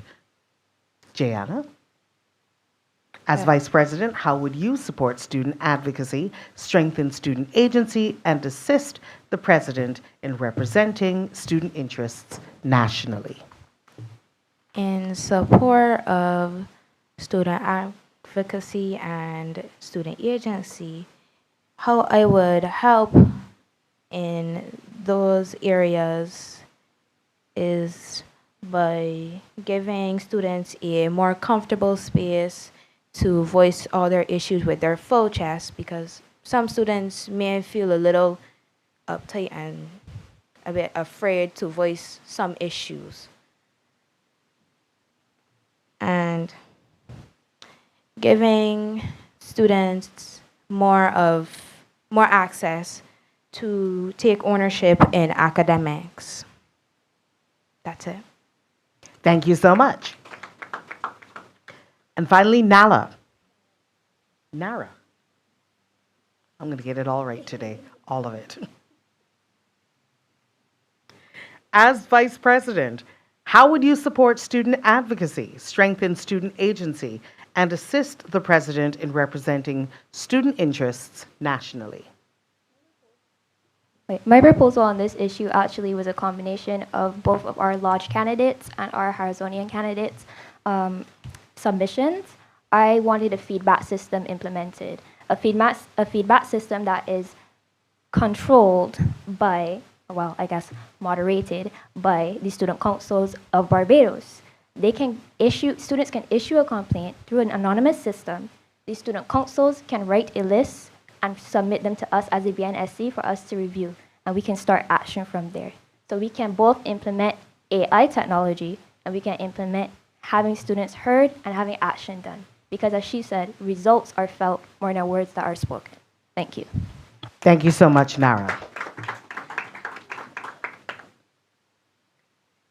Our second topic surrounds education transformation. The question is, what role should the Vice President play in ensuring students are meaningfully included in education transformation efforts? We begin with Janae. Okay. The transformation of education in Barbados reflects the country's commitment to development, equality, and global competitiveness. Historically, education in Barbados was more traditional and exam-focused with a strong emphasis on discipline and academic achievement. Over time, however, the system has evolved to meet the needs of a modern society. Today, Barbados has embraced a more student-centered approach, integrating technology into classrooms and promoting skills such as critical thinking, communication, and problem solving. Initiatives introduced by the Ministry of Education, Technical and Vocational Training has focused on digital learning, technology, and vocational education, and preparing students for both local and international opportunities. This transformation ensures that students are not only knowledgeable but also adaptable in a rapid changing world. From a vice president point of view, I play an important role in supporting this transformation by getting students actively involved. I can organize student forums or town hall meetings where students can share their opinions on how to improve learning in their schools. Creating suggestion boxes or online polls can also give students a voice in decisions that affects them. I can promote participation by encouraging students to join clubs, academic groups, and school activities that reflect their interests, including technology, culture, and community service. Hosting events such as a study session, educational fairs, or career days can also connect students to the real-world opportunities in Barbados. Additionally, working alongside teachers and student leaders to introduce more interactive learning like group projects, debates as of now, and peer tutoring can make school more engaging. By building a strong sense of community and ensuring every student feels heard and included, you can help shape a more modern, dynamic, and effective education system in Barbados. Thank you so much. Kenita, as Vice President, how would you support sorry, we moved on from that. What role should the vice president play in ensuring students are meaningfully included in education transformation efforts? The vice president should play as a backbone for these ideas to be brought to the president, then further on to the administration. As the system is a building system, it is relevant and focus built. It is inclusive, skill-based, data-driven. But there also should be ideas that help students just not only be modernized studies teaching, but giving voices to learners. Creating a student education advisory panel which recruits students of different forms, schools, and subjects, which they will meet regularly to give feedback, and this feedback on learning challenges, curriculum advice, and classroom experiences. And these reports will be compiled with data and presented to schools to show that leadership and school and education officials. Lead students research projects which will give a survey for students on difficult subjects and collect feedback on digital learning tools. Research stress points in learning and turn findings into clear recognitions. Lastly, organize practical skill workshops. So financial literacy, public speaking, debating like today. And also you can turn students' voices into research recommendations that match what education system is trying to improve in the nation. Thank you. Thank you so much. Malik, how's our phone? Pardon me? I can. Are you willing to go next? Yes? Thank you so much. So I believe that one of the main features of the educational transformation is the digitization of textbooks, correct? Precisely. So I believe that this is, yes, correctly, one of the first milestones that by 2025 September should have been achieved. But with the excess $289 million allocated towards the 26-27 financial year for the educational transformation, I feel like we can target students' strengths and weaknesses a lot more dynamically, right? I feel like static textbooks and standardized tests like CXC or the 11 plus reflected an era where resources were few, but the students were still many. However, so a supply of personalized learning with a teacher, half-an-hour sessions after class, for example, would have been low because every single of the 30 students, 40 students even, would have been demanding attention. However, as outlined in my introduction, with AI, everyone has a personalized tutor. Student feedback instantly would steer the CXC-aligned model to target strengths and weaknesses, building well-rounded citizens on graduation.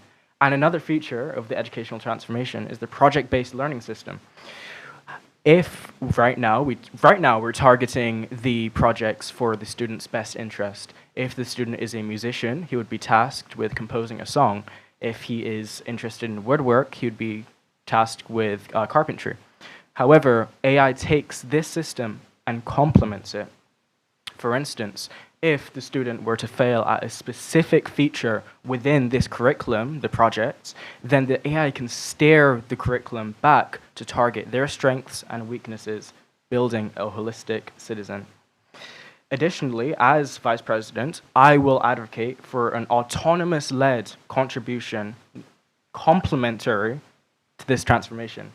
Students should not be handed the project-based learning program in a digital, sanitized format.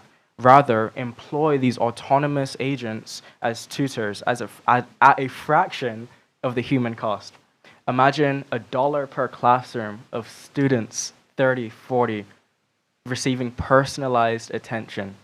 By 2027, that is the efficiency that AI will reach. Thank you. Thank you so much, Bickle. Jana, we're going to continue with you. And I pose the same question. What role should the Vice President play in ensuring students are meaningfully included in education transformation efforts? Thank you. Since we are the ones in the seats, we should be the ones helping to design the futures for our classrooms. I'll push for more student-led projects and digital tools that will actually help us learn, not just more tests. Transformation to me means making school work for us and our future careers. Thank you. Thank you so much. Jayana, would you like to repeat the question or you're good? One more repeat, please. Absolutely. What role should the Vice President play in ensuring students are meaningfully included in education transformation efforts? The role that a vice president should play in the wait, one more time? Certainly. What role should the Vice President play in ensuring students are meaningfully included in education transformation efforts? The role that a vice president should be playing is a supporter.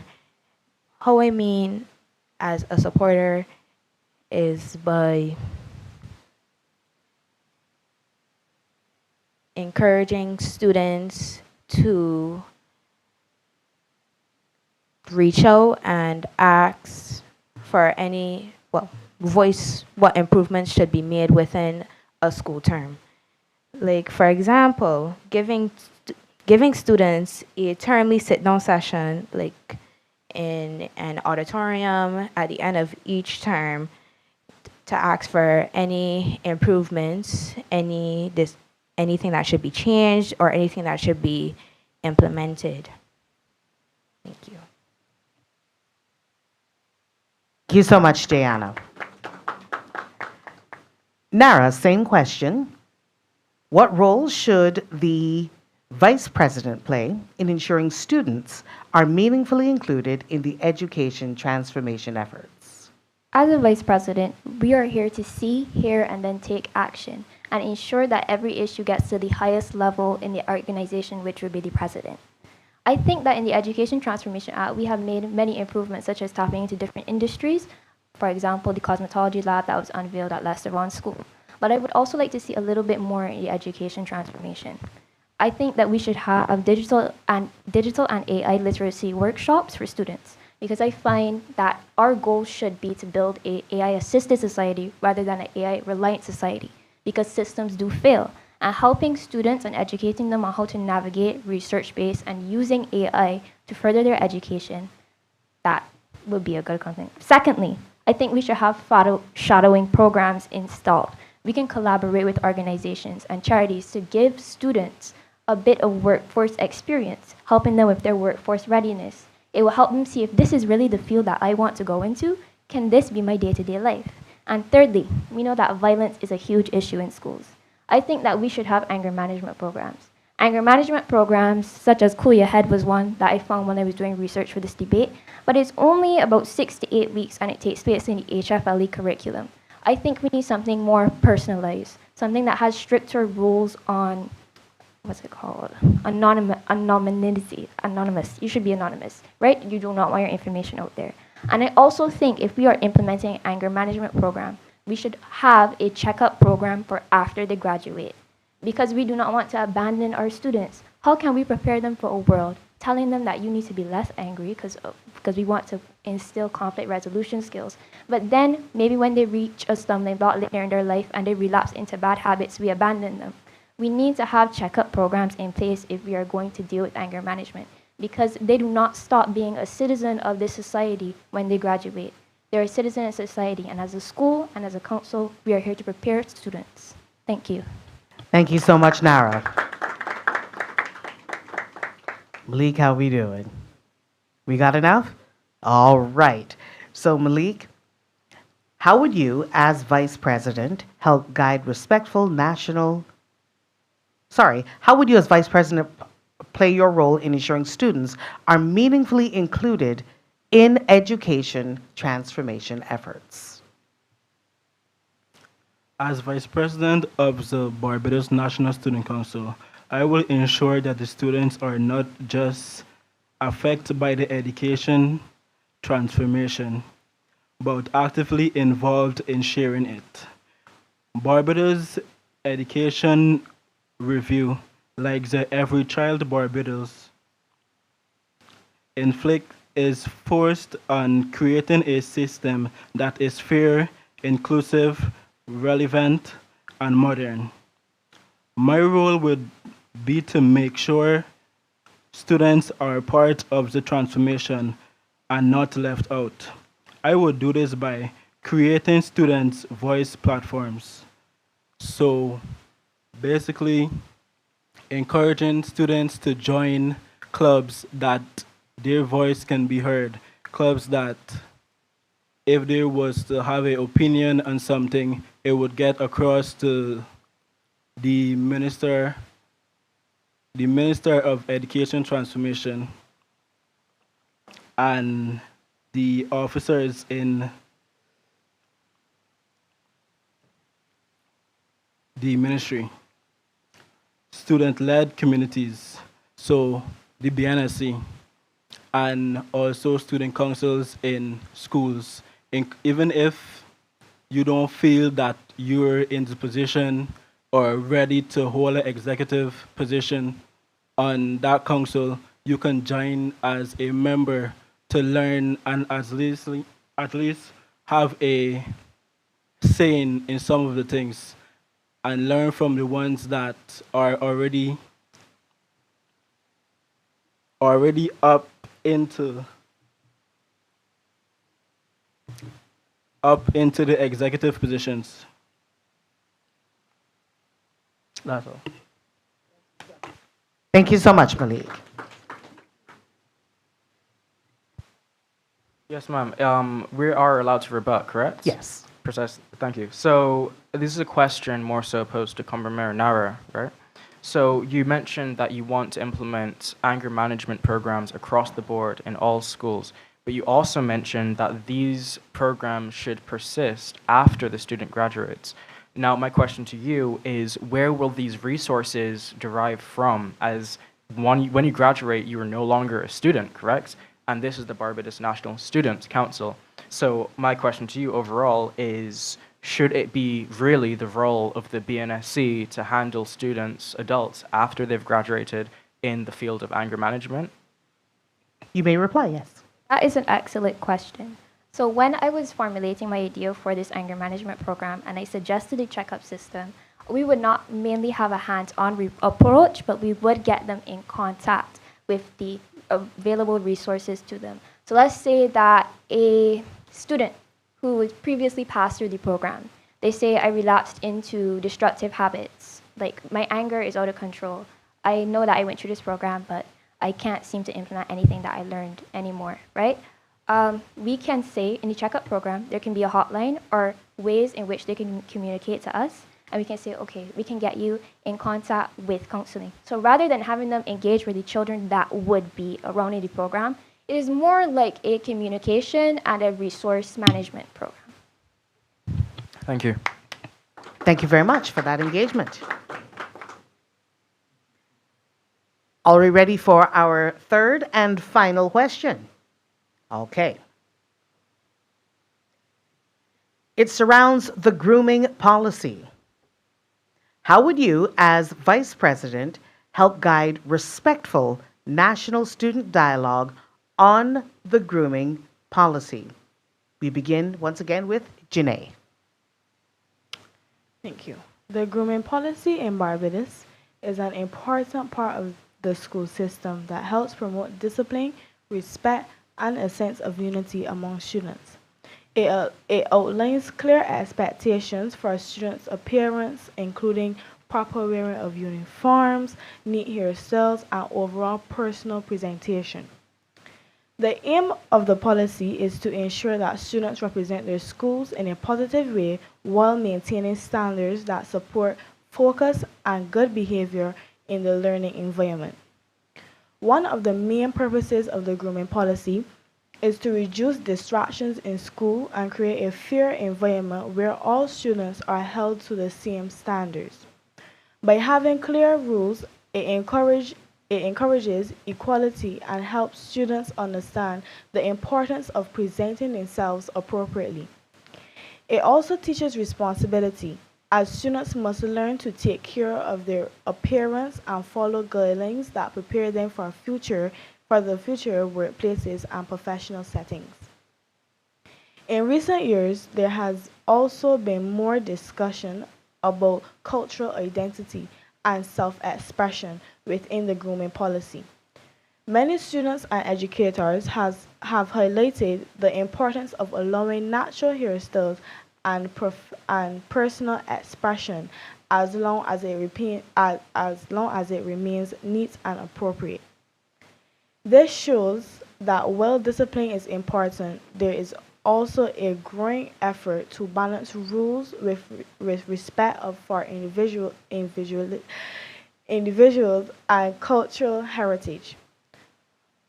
From a student leadership point of view, such as being a vice president, it is important to help bridge the gap between students and school administration. This can be done by encouraging open communication, listening to student concerns about grooming rules, and representing their voices in meetings. You can also help organize discussions or assemblies to explain the purpose of the grooming policy so students better understand it instead of seeing it as just strict rules. Additionally, promoting respect and cooperation between students and the staff can help create a more positive school culture when students feel heard and involved. They are more likely to follow the rules and take pride in their appearance. Overall, the grooming policy is not just about appearance, it is about building discipline, confidence, respect, and preparing students for the life beyond school. Thank you so much.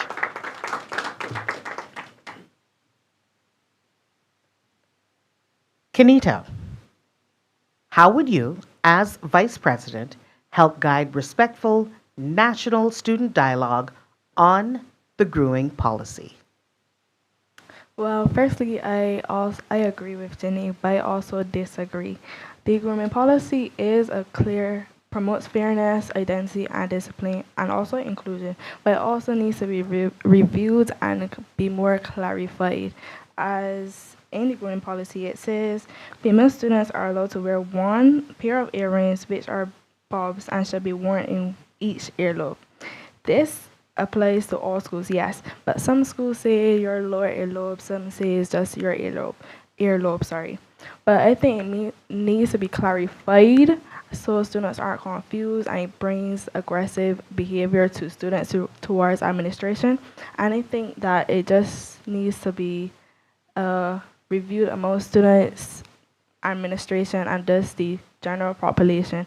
And also, lastly, as I finish, I believe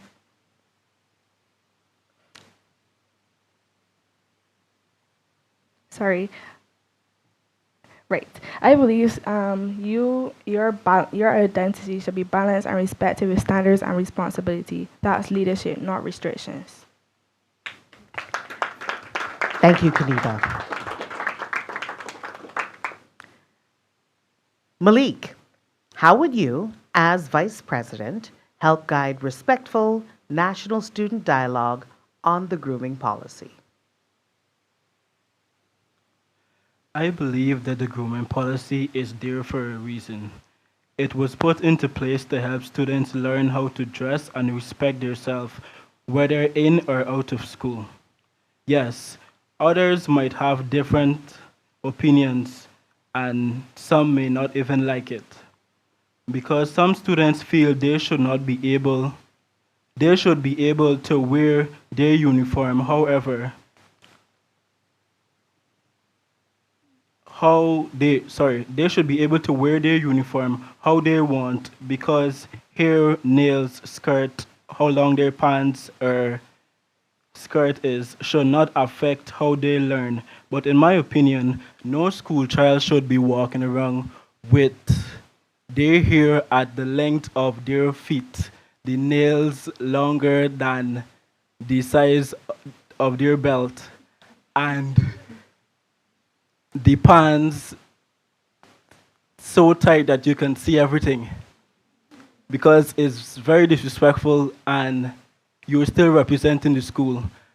And also when you go out into public, for example, I go to school at St. Leonard's, so and I live in Christchurch, so I have to go to town to get home. When in the bus terminal, the walkway is kind of a red carpet for the students. Before they run the red carpet, them is going to the bathroom, wash them face, get the powder, some is reapply them lashes, pull up the skirt, pull down the socks. I I don't see the point because school uniforms are not made to make you look fashionable, make you look, how can I say it? You're not going to a party, you're going to school, you're representing your school, and even the ones that are wearing badges that are higher than certain things. For example, I cannot wear my pants tight because my faculty advisor is going to look at me and tell me that you gotta do something with that. You gotta change the length of that. Where's your badge? Why is your hair like that? In my opinion, not just because you want to express yourself, you should disrespect the rules that the teachers and Barbados has made for you. You can wait until the weekends and do what you feel like doing. But between Monday to Fridays, when you have to go to school, do what the people say to do, please.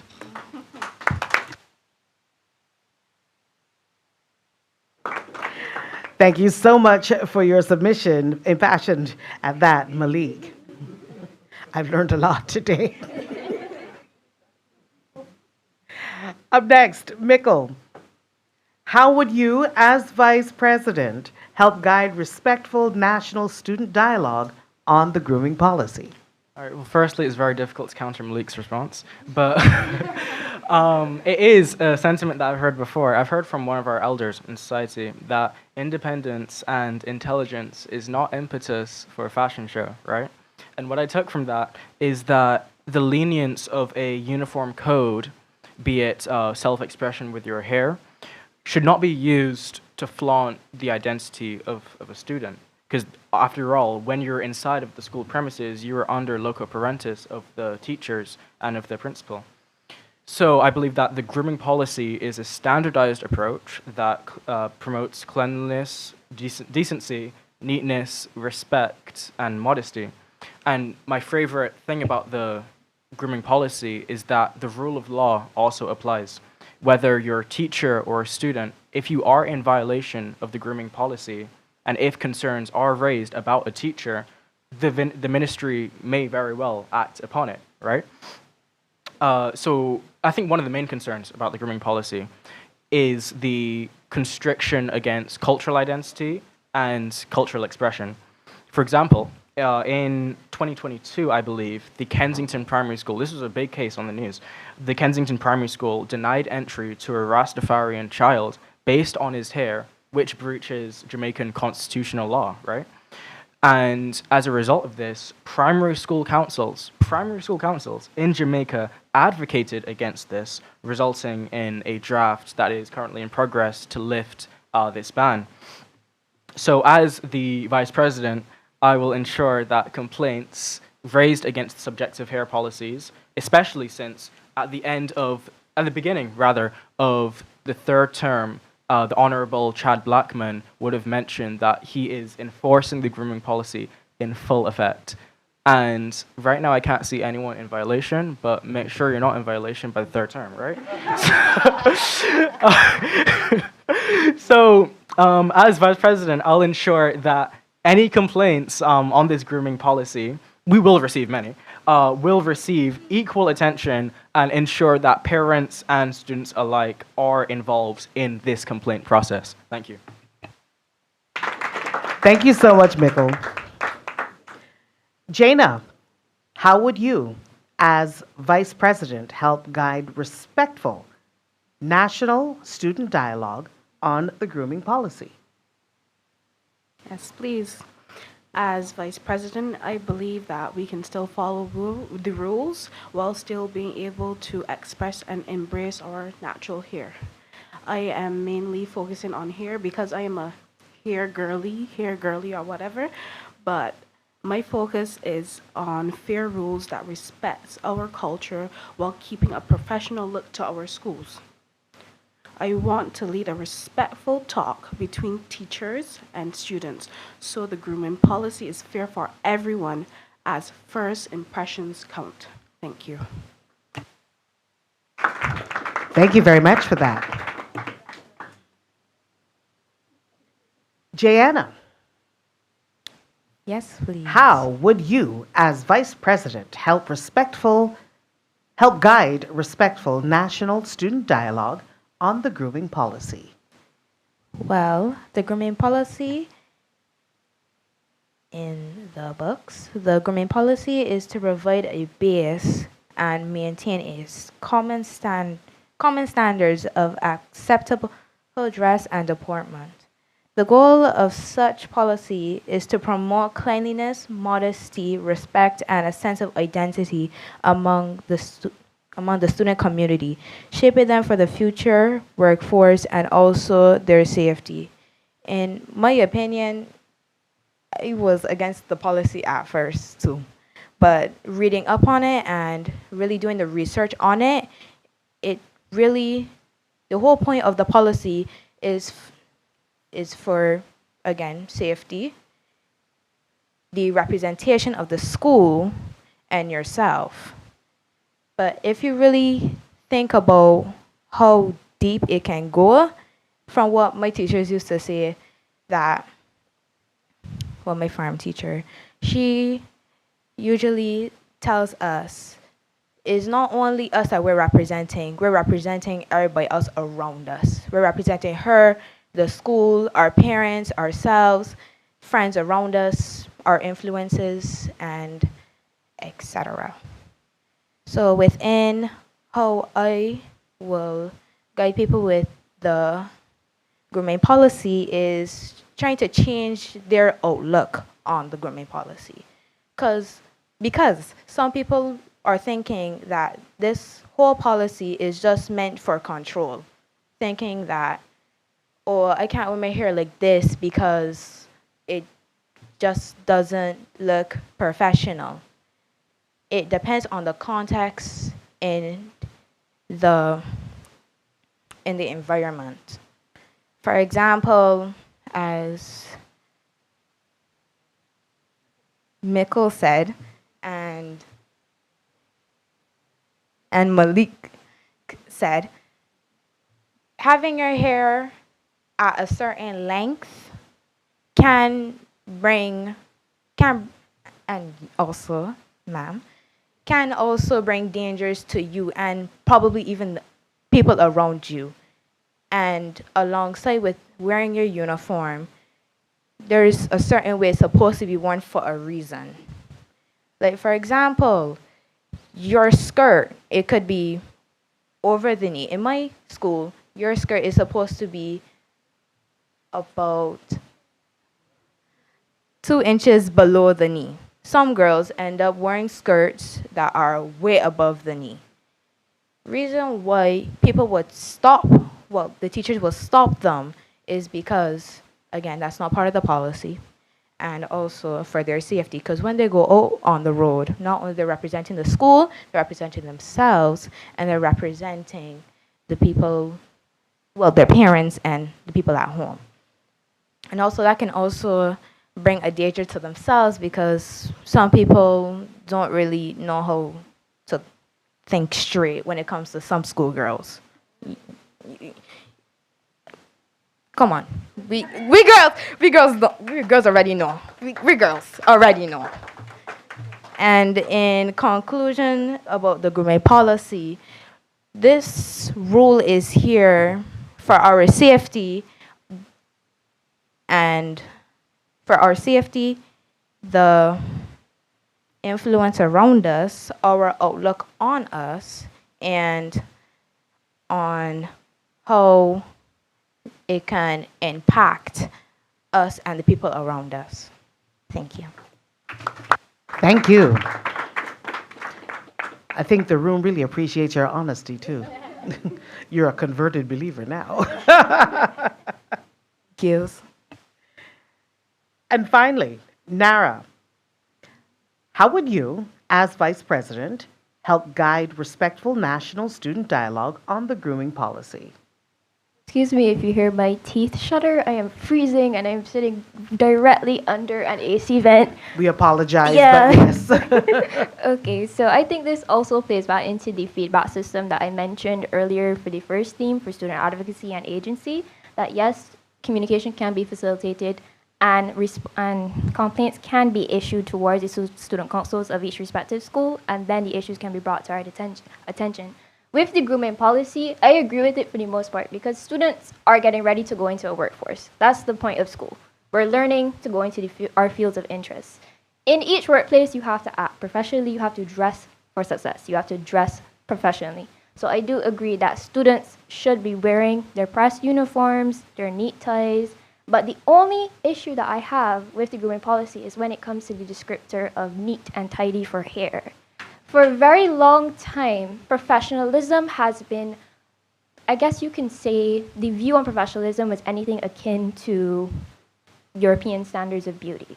Like, I can give an anecdote. So I have curlier hair when I'm not in braids. I have a looser hair texture. I usually wear it out when I'm in school. But I would see those who have coily hair textures, they would be told differently. They would be told that it's unprofessional, it's messy, it's nappy. I'm pretty sure we've all heard that word before. Their hair is just as neat and tidy as mine is in my small afro, than theirs is in their other afro, because they're both variations of afros. That's the only issue, because everyone here has mentioned hair, because all of us have an experience and a relationship to our hair. Because let's not forget that we have been under a colonial mindset for a very long time. We need to recognize that our natural assets and our natural features are just as professional as straight hair. Our natural assets, I can go and be a doctor with my coily hair. I probably can't wear my hair out because I will be dealing with medical, and that's probably not very good for the sanitary view of it. But I can be a scientist as much with my hair in an afro as much as I can with it straightened. So that is the only thing that I have. We need to watch how we view professionalism and make sure we're not looking at it through a discriminatory lens. Thank you. Thank you all so much for some excellent submissions thus far. I'm going to now allow for each of you to give your closing statement before we open up the floor for question and answer. We are going to begin with Janae from CP. Mine is not very long, so. In conclusion, growth and success come from working together, staying open to change, and making the most of every opportunity. As we move forward, let us continue to support each other, stay committed, and take pride in everything we do, knowing that each step we take helps shape a better future for all of us. And don't forget to vote Janae for Vice President. Kanita from the Lodge School. Yes, please. So as we conclude, I want you to remember that leadership is not just about a title. It's about action, commitment, and creating opportunities for everyone. Being vice president is about listening to your ideas and turning them into real initiatives and making sure every student feels included in shaping the futures of our schools. My leadership is guided on 3 core principles: transparency, advocacy, and action. Transparency ensures that students remain informed and aware of decisions and processes that impact their educational experiences. Advocacy ensures that students' perspectives are clearly, respectfully, and accurately represented at the national level, whereas action ensures that the students' concerns and ideas are brought forward, not just left at discussion points, but are translated into practical and measurable outcomes. Students already have voices, we know this. My role is to ensure that their voice is structured, strengthened, and effectively communicated so that it contributes to real progress within the educational system. As Vice President, I am committed to working collaboratively with school leaders, schools, and stakeholders to ensure that representation is not only present but also purposeful and impactful. I will contribute by supporting initiatives and encourage students' involvement, promote constructive dialogue, and enhance the overall student's experience. I approach this role with a clear understanding that leadership requires maturity, accountability, and the ability to listen, respond, and act responsively. I am prepared to serve with integrity, to represent with purpose, and contribute to a student council that reflects the needs, purposes, perspectives, and best interests of the students across Barbados. I stand for a school where every student matters, where students are empowered to take charge of their growth, and where progress is not just talked about, it's experienced by all of us. So as you think about who can bring a positive change and real results, remember this. Leadership is action. Advocacy is commitment. Agency is empowerment. Together, we can make our schools a better place where every student can thrive. No Kanita, no progress. Let's make it happen. Thank you, Kanita. Malik of St. Leonard's Boys. Of course, everyone is going to have their different opinions on the changes happening in Barbados. But if you want to help make the changes and understand them better, vote Malik to help you speed up the changes for a better tomorrow. Help me help you. And always remember, think clean, aim high, fear God.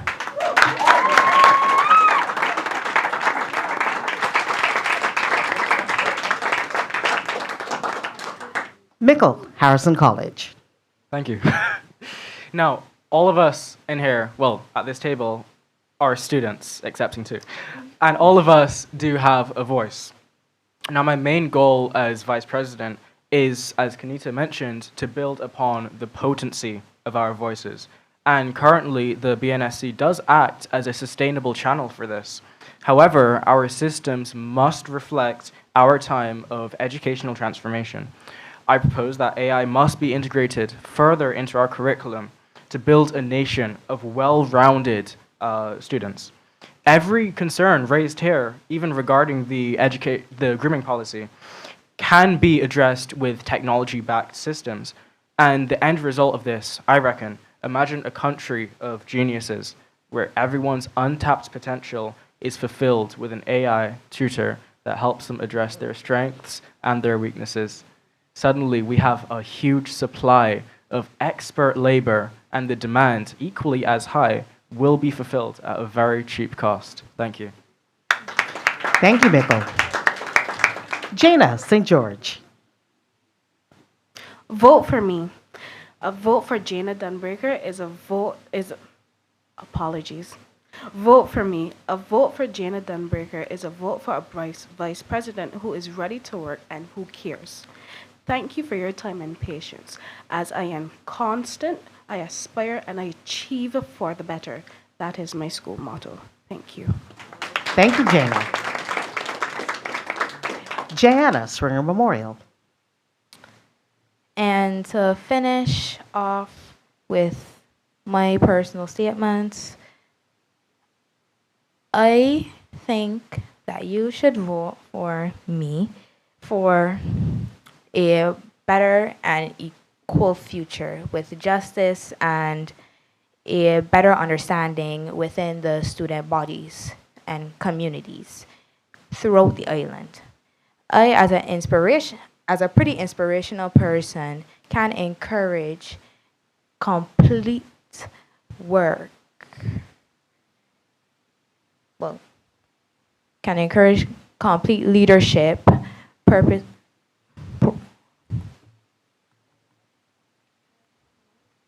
I can ensure complete leadership and a proper leader as I. For my saying, I've already started with it. Determined excellence and peace. Keeping the peace, executing complete excellence, and staying resilient, which means being determined. Vote Gianna, chance Aline for a better, clearer, and a more understanding future. Thank you, Gianna. And finally, Nara of Combermere. Well, I guess to tie it back to the beginning of this debate. Again, I am Nara Clark, and I am the candidate from Commonwealth School. Creative, clear, and clever and caring. I want to be the voice that communicates the issues. I want to be the voice in which you can proudly say that they have said what I wanted to be.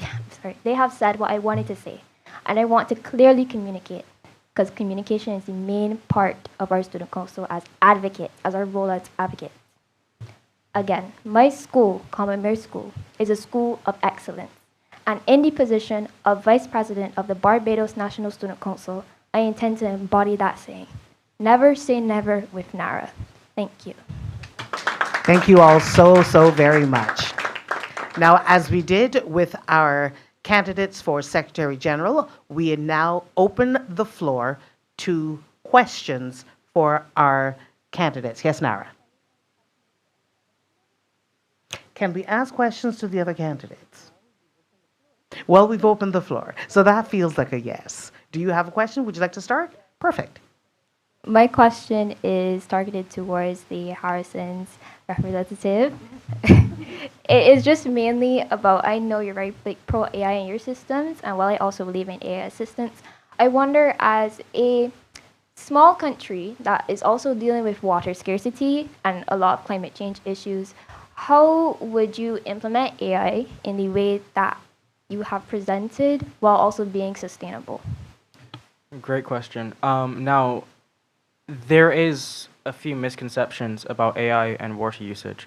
There's been this sentiment that AI is this like water guzzling beast, right? Endlessly thirsty. However, according to, I think, Andy Masley, and he has a blog online about it, he's a renowned scientist working at OpenAI, right? He has stated that, in fact, AI does not really consume as much water as you think it does. It operates on a closed loop, right? So the water is, within the data centers, is endlessly used in a closed loop without much consumption from external sources. So to implement AI in Barbados, right now,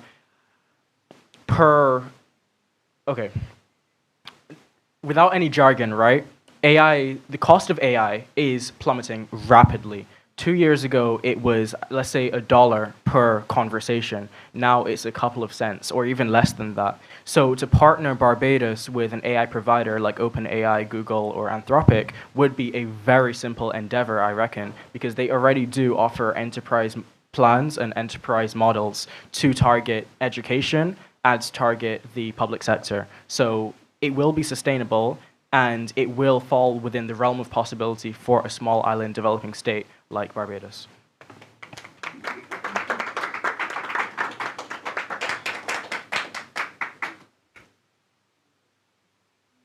Thank you very much. Do we have any further questions for our candidates? Yes, Malik. This question is also towards the Horson's College boy.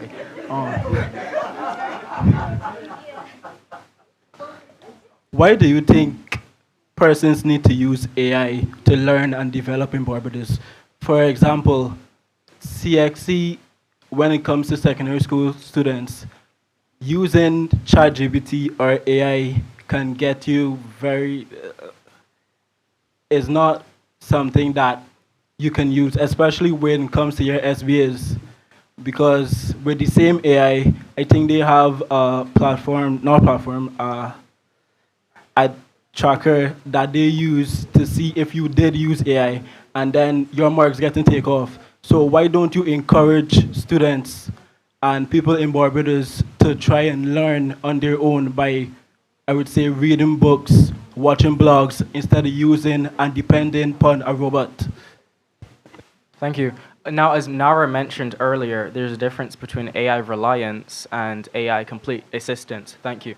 So I believe that every student in Barbados is not created equally. Not all of us can open a textbook and learn with rote memorization the intricacies of a topic, right? AI acts as essentially a super genius, and right now it is rapidly accelerating and improving.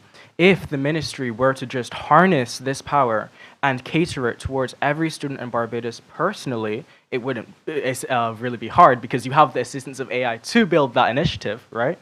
I believe that we can assist our students with AI rather than hooking them on it, as is currently happening with our SBAs. In addition, you mentioned the SBA checking. Cheating will unfortunately always be inevitable, right? Let's say that I have a worksheet on mathematics or even English. Since before the advent of AI, Google still provided answers to any question based on the past experiences of other students. So it is on the student themselves whether they would like to reflect academic integrity and whether they would like to cheat and fail themselves, really. Thank you.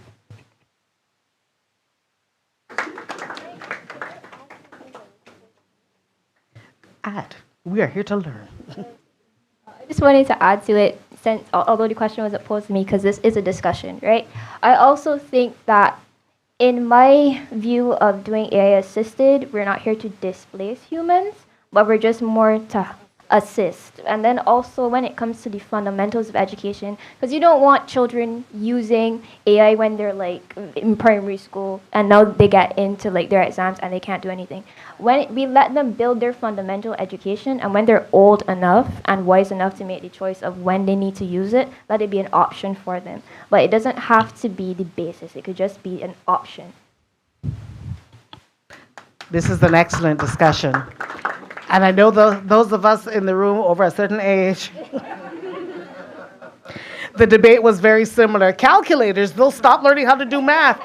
I don't know the cosine of this in my head, okay? I need to know what to put in to get the answer. So I'm loving this discussion. Does anyone have one more question perhaps that we can add to it? Come forth, my dear.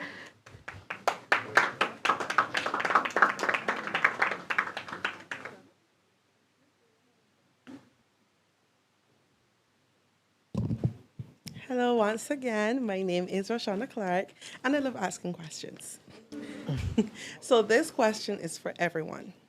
Many mentioned their leadership positions, but my question is what previous projects and or initiatives you would have led or played a major role in, and how will that experience positively influence your execution of the role as Vice President if elected? Okay, we're going to go in order of our original speaking order. We're going to start with Janae of CP.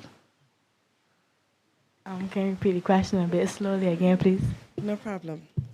Many mentioned their leadership positions, but my question is what previous projects and or initiatives you would have led or played a major role in, and how will that experience positively influence your execution of the role as Vice President if elected? Okay. Right now, we are starting a petition on our canteen. And right now, I am kind of leading it, more being on my principals relying on me to get reports from students and to report back to her so that she can report back to the board and stuff. And being on the graduation committee, we just had a movie day and a hype party such thing that I have just organized and stuff. Wait, what's the last part of your question again? My bad. And how will that experience positively influence your execution of the role as Vice President if elected?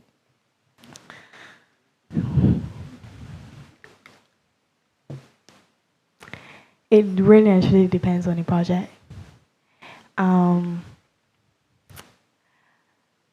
I have a lot of great ideas and I always have input on something.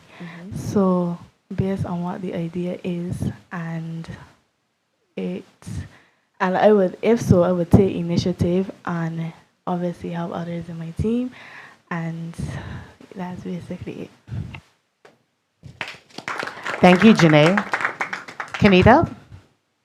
You could give clarity to your question again because it was a lot to inhale. Okay, so Yeah. so essentially, I know many of you would have mentioned your leadership positions.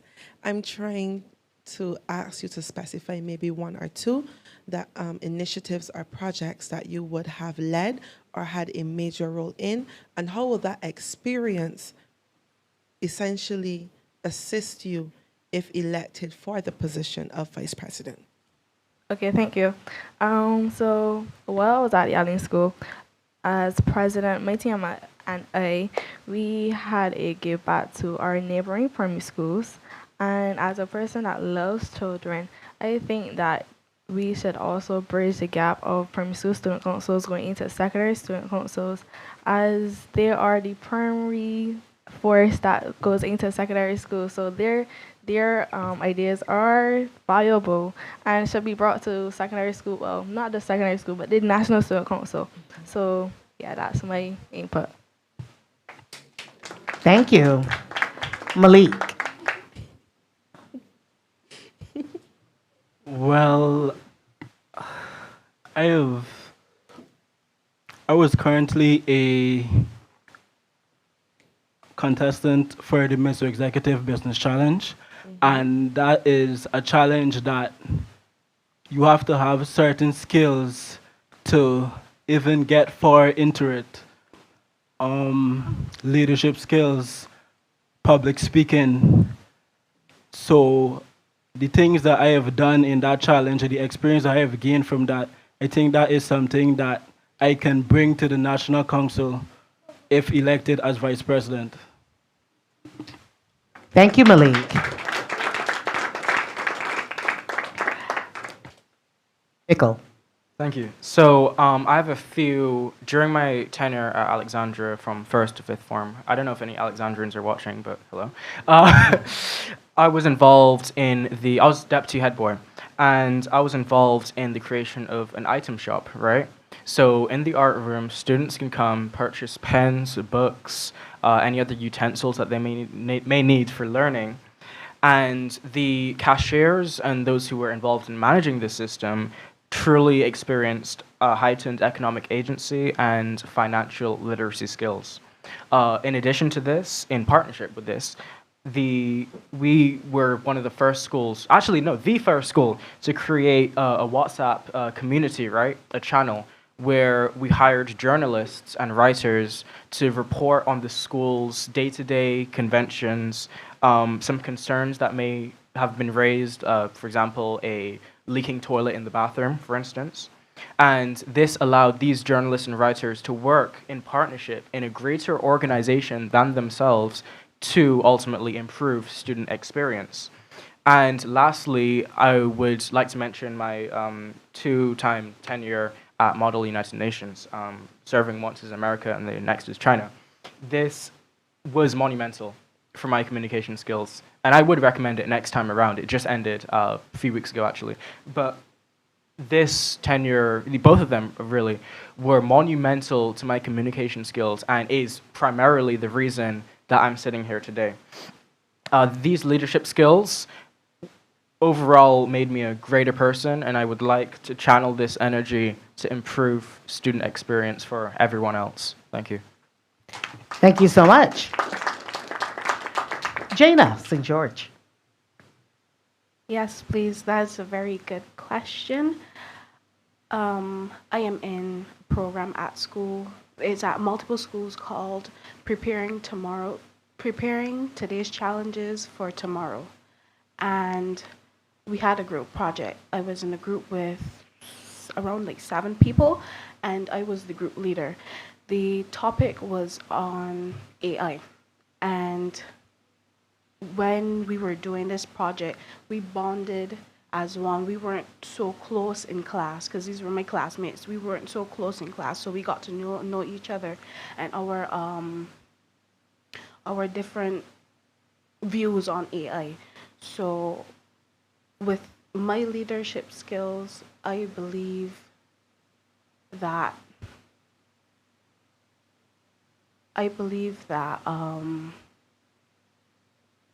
I'm trying to find a word, sorry. Okay. Also in the spirit of the Lion Challenge at the St. George Secondary School. So it is like there's the spirit, these, sorry, apologies, the spirit of the nation. It is exactly like that. So I'm partnered with someone I really don't know. And he is not really out there. He's not really confident in himself. So I had to give him a little tips and tricks to enhance his confidence and for him to speak publicly, because that is something that is mandatory in the program. So I believe that those leadership skills that I've honed and I'm also working on to hone it and make it mine, I believe that it would further me in this role of vice president. Thank you. Thank you. Gianna. That is a fabulous question. Thank you. Absolutely gorgeous. Back in First Farm, I was a vice president of my classroom. I was in 3-1 at the time. That experience alone, it was a very experimental, I would say experimental experience.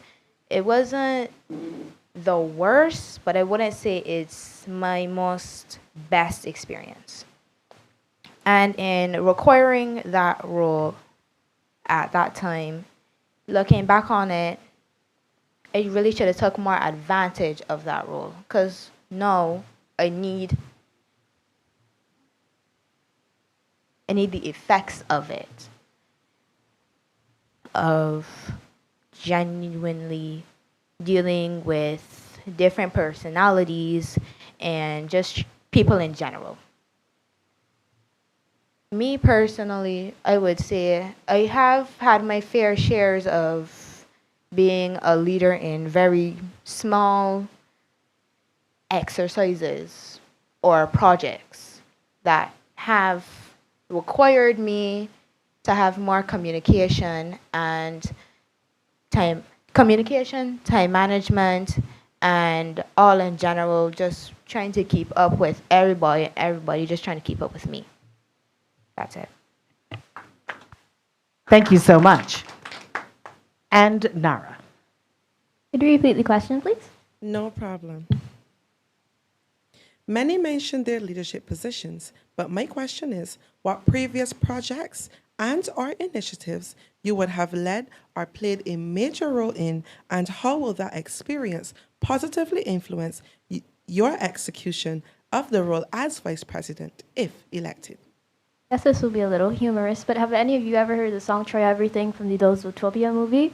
Right, I think that I embody that song. That has to be my motto or something. I've tried almost every single club I could get my hands on at Common Mirror at my school.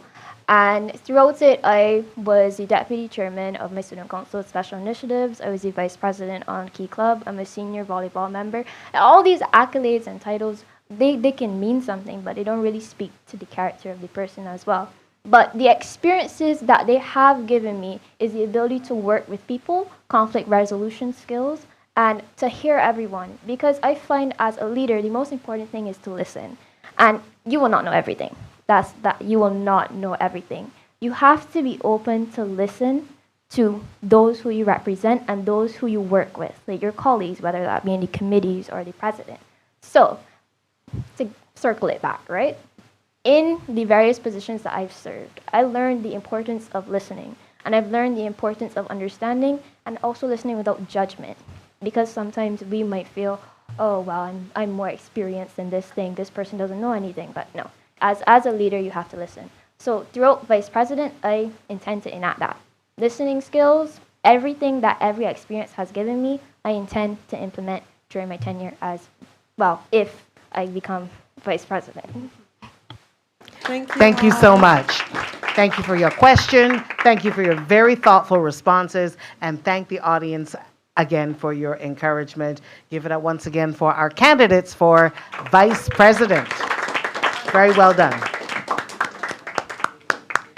And we will now make way for our candidates for president. Thank you all so much. Q. Yeah.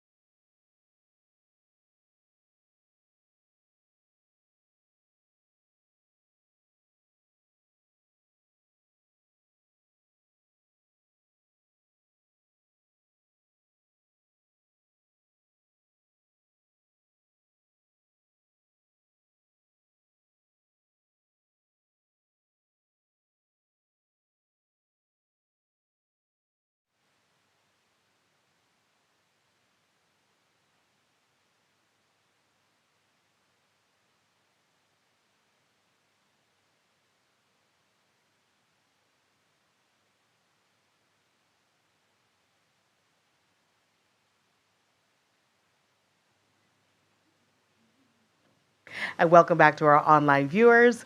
And we are back now with our third and final segment, this time around for the candidates who will be vying for the position of president of the Barbados National Student Council.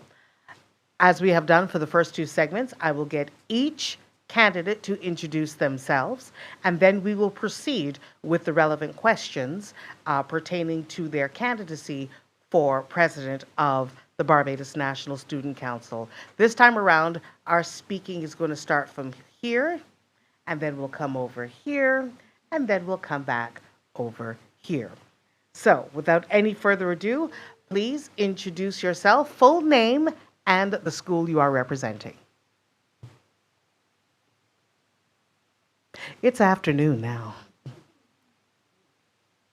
Hi, good afternoon. I am Shakir Disley. I attend the law school and I'm currently competing for the position of president. Students all across Barbados face challenges as it pertains to transportation. Most buses, if not all buses, pass through town or finish their route in town, whereas schools in rural areas such as St. John, St. Thomas, and such like that have limited buses coming to those destinations. So one solution that I would basically pose is to have the schools to have buses based at the schools to help facilitate transportation. Education, quality, and curriculum. Many students also complain about the fact that the education system or the curriculum does not tailor to what they would like to do within the schools, within their careers. So then this poses an issue where they do not see the education system as something that is useful. I would also like to talk about the male development and leadership opportunities within the school system. Now, we have a tendency to look at schools as with a hierarchy, but we can't look at the schools with a hierarchy because you see how it's affecting the students in this day-to-day.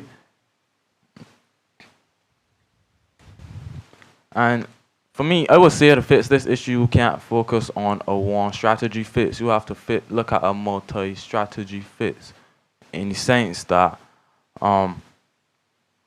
we talk about equality a lot, but we forget the equity.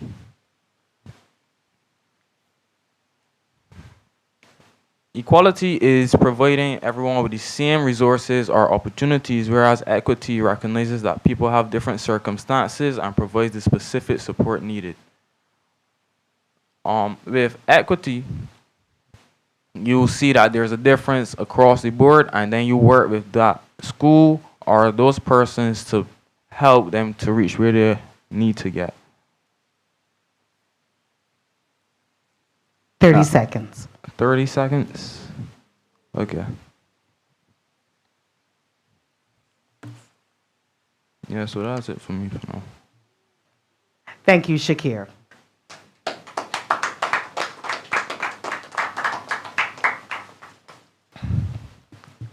Good afternoon, everyone. My name is Shaheen Payne, and I'm running for the position of president in the National Student Council. My message is simple: leading with purpose, leading with a vision. A vision where every student has a voice and the power to be heard. But let me ask you something. Have you ever felt overwhelmed by school? Have you ever felt like the pressure was just too much? Or like there was no one really listening to you? Because I know I have. And I know many of you have too. So why should we feel sorry. So why should we continue to feel unheard? Why should we settle for not being supported? As president, I want to change that. I want to strengthen the student agency by creating real opportunities for the voices to be heard through open forums, real discussions, and action, not just talk, but what change you actually see. Let me ask you this. How many times how many times have we been told to just be okay, but we're never given the support we actually need to be okay? That's why I want to focus on mental health, creating a safe space, real support system, and guidance that truly helps students through their struggles. Academically, ask yourself, should any student feel like they're struggling alone, or should be lifting, pardon me, or should we be lifting up each other? Believe, believe in the second. I want to build a student support network where we help each other, share resources, and succeed together. And I think about this. Should school only be about stress and deadlines, or should it be a place where we feel connected, involved, and happy here? I want that for all of us. Because when we continue together,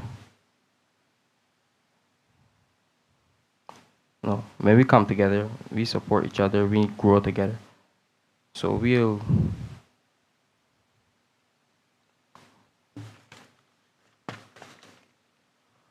I'll leave you with this. Do you want to be heard? Do you want real change? Do you want to do better and want a brighter tomorrow? If your answer is yes, vote Shaheen Payne for National Student Council President. Vote, sorry. Let's lead with purpose. Let's lead with a vision. And most importantly, let's lead together. Thank you. Thank you, Shaheen. And finally, Roshana.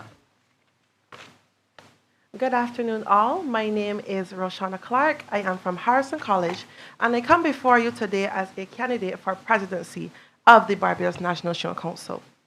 A commitment to service across every sector of student life defines my journey in leadership. Currently, I serve as leader of opposition business for the Barbados National Youth Parliament, where I debate the very laws, policies, and acts that govern us. I am currently the Lieutenant Governor of Division 2 for the Caribbean Atlantic District Key Club International, where I oversee more than half of the key clubs within Barbados. I am also the president of the Harrison College Robotics Club, where I was recently able to speak on robotics and the environment on Let's Talk Tech on Starcom Network this last Monday. From founding my own nonprofit organization, Kingdom Barbados, to serve our community, to representing our island as Hay Ambassador for Barbados, being a part of the Ashley Lashley Foundation, I was able to assist in research projects which does not only assist our very country youth, but also the Caribbean. Throughout my journey, I have learned that leadership is not a title. It is the logistical coordination of vision into reality. I am running for president because the BNSC needs more than a voice. It needs a system of agency. We are currently at a crossroads with our national frameworks. My stance is firm. Policy must serve the student, not the other way around. If elected, my first priority will be to move the BNSC from guessing to knowing. I will launch a national student research initiative, personally assisting every student president in student council to create a research project to assess and to understand what their students are truly frustrated about. We will capture the raw data of student frustrations from facility standards to curriculum relevance. At the National Student Council level, we will then compare and contrast these reports across students to identify systematic failures and localized successes. This is the evidence-based advocacy model used by European Students' Union, ESU. By providing the Ministry and Boards of Management with a State of the Students data report, we move from making requests to providing the roadmap for reform. We will provide solutions that we will back with facts.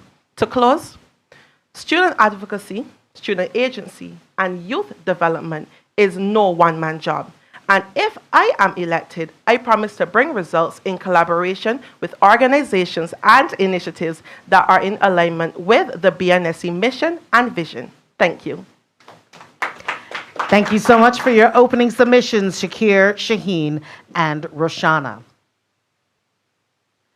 Much like your candidates that preceded you, we are going to be speaking on 3 broad topic areas, and we're going to be starting with student advocacy and agency.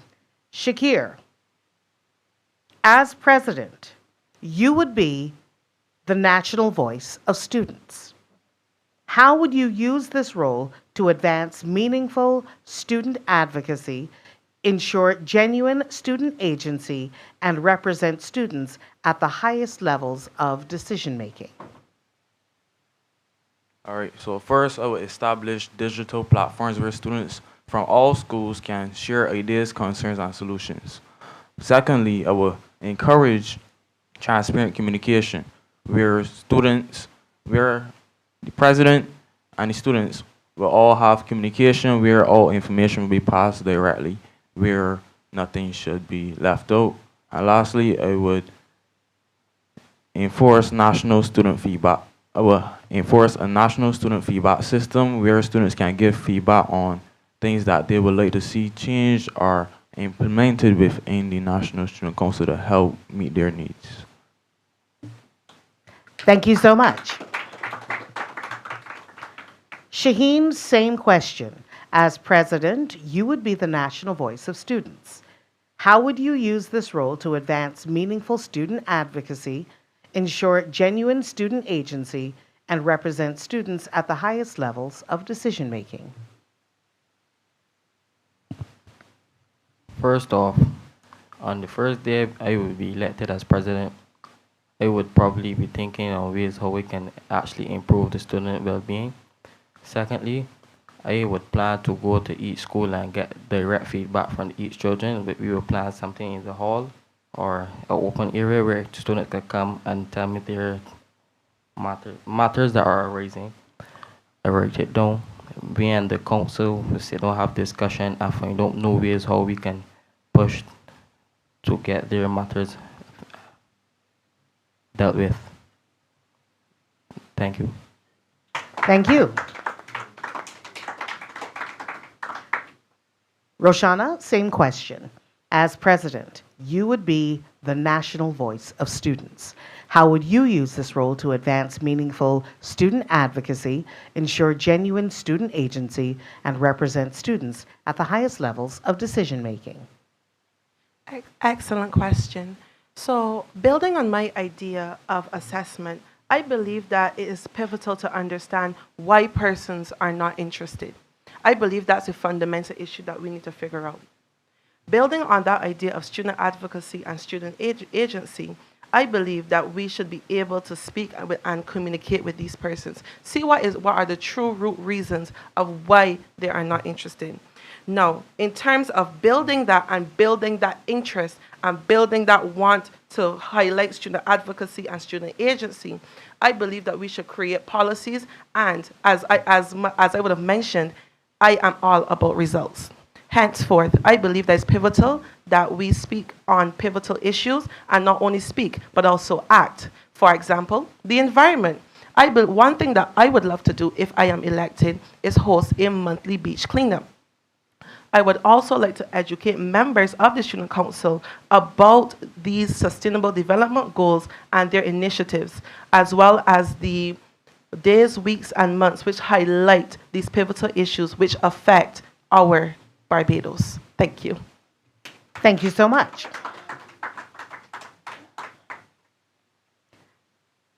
Our next heading is Education Transformation. Education transformation requires leadership, inclusion, and vision. As president, how would you ensure that student perspectives meaningfully influence national education reform? And what priorities would you advocate for on behalf of students? We begin with you, Shakir. All right, so firstly, I would also um, implement student feedback and surveys where students can voice their opinions on how they feel about the things that will be implemented within the new educational system. I would also like to look at peer-led initiatives where students can lead projects that test new ideas in learning, technology, and well-being. Lastly, I would also like to do advocacy and awareness campaigns to bring awareness and to sensitize to students as it pertains to the educational transformation system. Thank you so much, Shakir.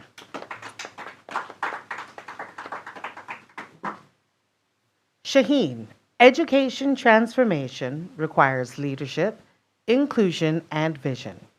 As president, how would you ensure that student perspectives meaningfully influence national education reform, and what priorities would you advocate for on behalf of students? Firstly, I would want to find out from each student how they feel about the specific change at the given time. Secondly, depending on what they give, depending on the feedback they give, I will work to suit with the council. Thirdly, it's not really a matter of how the system is. It's a matter of how the students feel and how they choose to work towards it and with it, if you understand what I mean.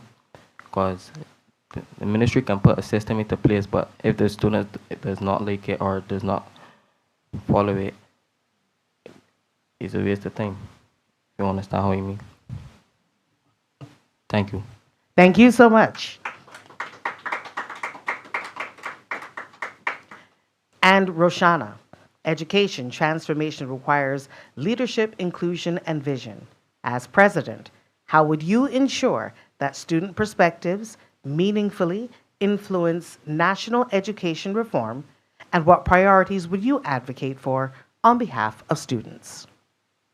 Amazing question once again. I would just like to highlight the Education Act of Barbados is the primary legislation governing the island school system. It outlines everything from the powers of the minister to the management of the individual schools. While assessing it, I realized that it had an amazing comprehensive scope, as well as decentralized management, clear authority, compulsory education, and provisions for special education. But as president, if elected, one of the things that I would love to advocate for is a student rights section, as well as mental health mandates. While special education is mentioned, adding a requirement for mental health services and counseling as a core component of the system of public education would address the critical modern need. I would also love to integrate the technical and vocational educational and training. I would like stronger language regarding the technical and vocational educational and training as a formal pathway equal to academic streams would help align the law with current economic development goals. And as president, if elected, I believe it's pivotal that we actually understand persons' concerns with the act. I believe it's pivotal to understand what they would like change. And I believe instead of us just pushing this as what is going to happen, we need to sit down, actually speak with them and conversate to understand their point of view so we can clearly demonstrate, so we can clearly have a clear line of communication for the act. To close, I would just like to say that I believe that this act is extremely important. However, I do understand why persons may feel a little concerned with certain aspects of it, and I would definitely love to clarify and to be able to understand their point of view if elected. Thank you. Thank you, Roshana. Which brings us to our final topic area, the grooming policy. The grooming policy remains a sensitive and important issue. How would you, as president, lead student dialogue on this matter and represent students' concerns in a way that promotes dignity, fairness, and constructive solutions? We begin with Shakir. I believe the grooming policy is one that was needed for a very long time, as we were still continuing to follow the colonial mindset under as it pertains to boys not being able to have their hair plait or you must have your hair cut and stuff like that. But the grooming policy itself also contradicts itself when it says the policy creates common standards across all schools, but also says schools get their own guidelines. Administrators enforce rules differently. So basically, the students, you can't actively criticize a student for their wear when the school has their own interpretation. But I would listen to the students actively via surveys, focus groups, or school reps, to the school reps who would then share the concerns of the students. I will separate opinion from facts. I will identify what is opinion, what is fact, and what the policy allows or restricts. I will communicate the outcomes transparently. This will keep students informed about what feedback was shared and how it is being considered. This shows the students that their opinions matter and are treated seriously, even if the change does not come into effect immediately. Thank you so much, Shakir. Shaheen, the grooming policy remains a sensitive and important issue. How would you, as president, lead national student dialogue on this matter and represent student concerns in a way that promotes dignity, fairness, and constructive solutions? First off, I would I would want a straightforward example from the ministry on how the dress code is, so that I will be able to promote it to each school, so that they know what's exactly supposed to be worn and how to be worn, rather than what schools implement. Because different, as Shakir said, different schools implement different things. So it's really a matter of how you put it out. Thank you. Thank you very much. And just so you know, something's coming. Roshana, the grooming policy remains a sensitive and important issue. How would you, as president, lead national student dialogue on this matter and represent student concerns in a way that promotes dignity, fairness, and constructive solutions? I would just like to start off by saying, as president, if elected, I would not just say it needs to be done. That is how you must wear your hair. That's how your shoes must be laced. That's how your uniform must be worn. I believe that we should also understand their perspective. Once again, applying my idea of having an anonymous survey to hear persons' complaints, not only to hear their complaints, but to understand why they are complaining and the validity of their concerns. With me being president, I would love to create that initiative if elected. But moving on to the actual policy itself, I believe that's pivotal that I read the policy and understand it and understand what I like about it before I share information with others. Hence, I did for this debate. For me, I saw clear core values. The policy is grounded in 8 distinct core values, including integrity, cultural diversity, and gender neutrality. I also saw a structured complaint process, which I was extremely happy with. I loved the inclusion of exemptions, as well as defined roles and responsibilities, as well as emphasis on maintenance. And why I applaud the Ministry of Educational Transformation for establishing core values like cultural diversity and gender neutrality, we cannot ignore the gray areas. The policy prohibits hairs that distract or obstruct the view of others. This is subjective language that leaves the door open for policing of our cultural identity. If we value diversity, we must protect it with precision. Thank you. Thank you all so much for your very engaging submissions. At this time, I'm going to invite the closing statements. Once again, you can now present each of your respective closing statements in our original speaking order. So we will start with you, Shakir. I'm not here to make empty promises. I'm here to build a system where your concerns don't stop at conversations, but turn into real change, whether it's transportation opportunities for growth or the quality of our education. I am committed to working with you and for you because it isn't about me, it's about us. And at the end of the day, it's the Shakir effect, built different, proven effect.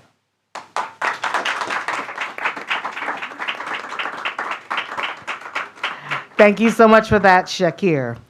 Shaheen, your closing statement.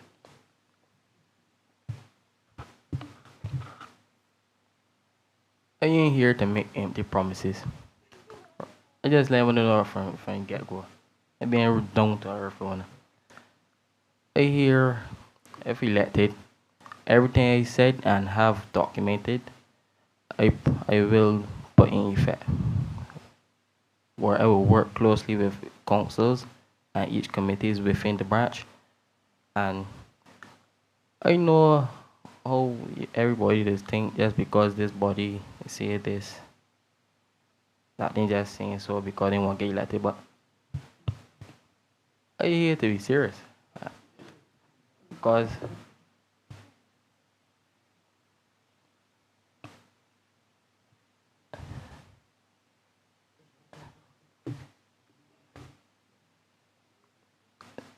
as I was telling you, my bad, sorry.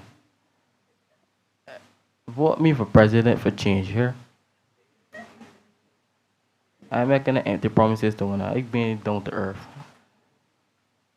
That's my closing statement for the day. I ain't come back to one shortly. Thank you for your authenticity.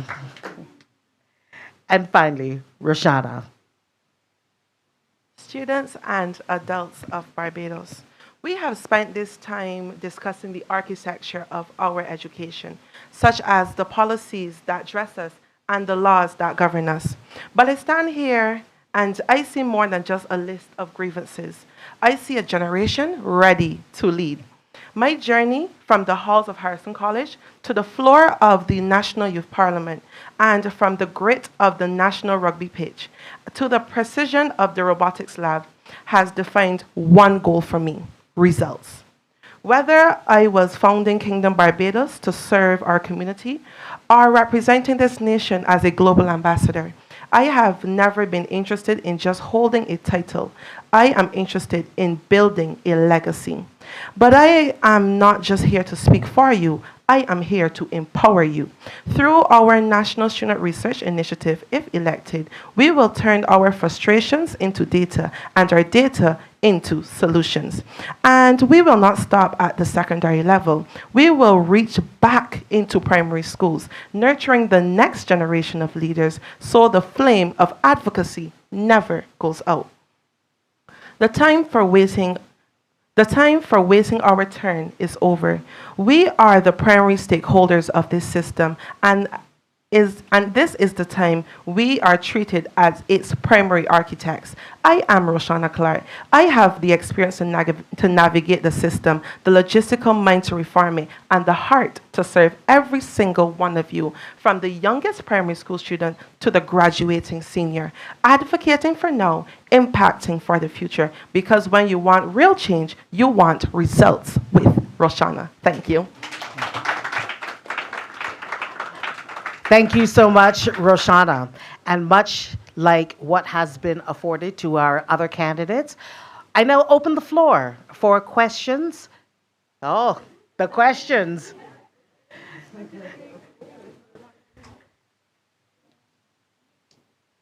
Oh, hey. Okay, so this question is open to all the candidates. As you all are running for the president executive position, what would you be looking for from the rest of the other candidates, the persons you will be working with, which would be the secretaries and the vice president? All right, we'll start with Shakir. All right, so if elected, or should I say when, I I don't answer much, honestly. I just would like open communication, transparency, and the drive to get the work done. And together we could work together. Yeah.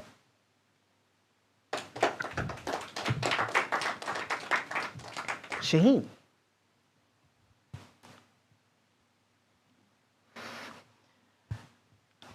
I ain't asking for a lot. I just asking for you to be able to communicate properly within the group, be dedicated to serving the students all across the nation, be on time, and just be committed to your jobs. That's it. Thank you so much. Roshana. For me, quite frankly, I'm looking for someone who shows up. I would love someone who is ready to serve, lead, and is transparent.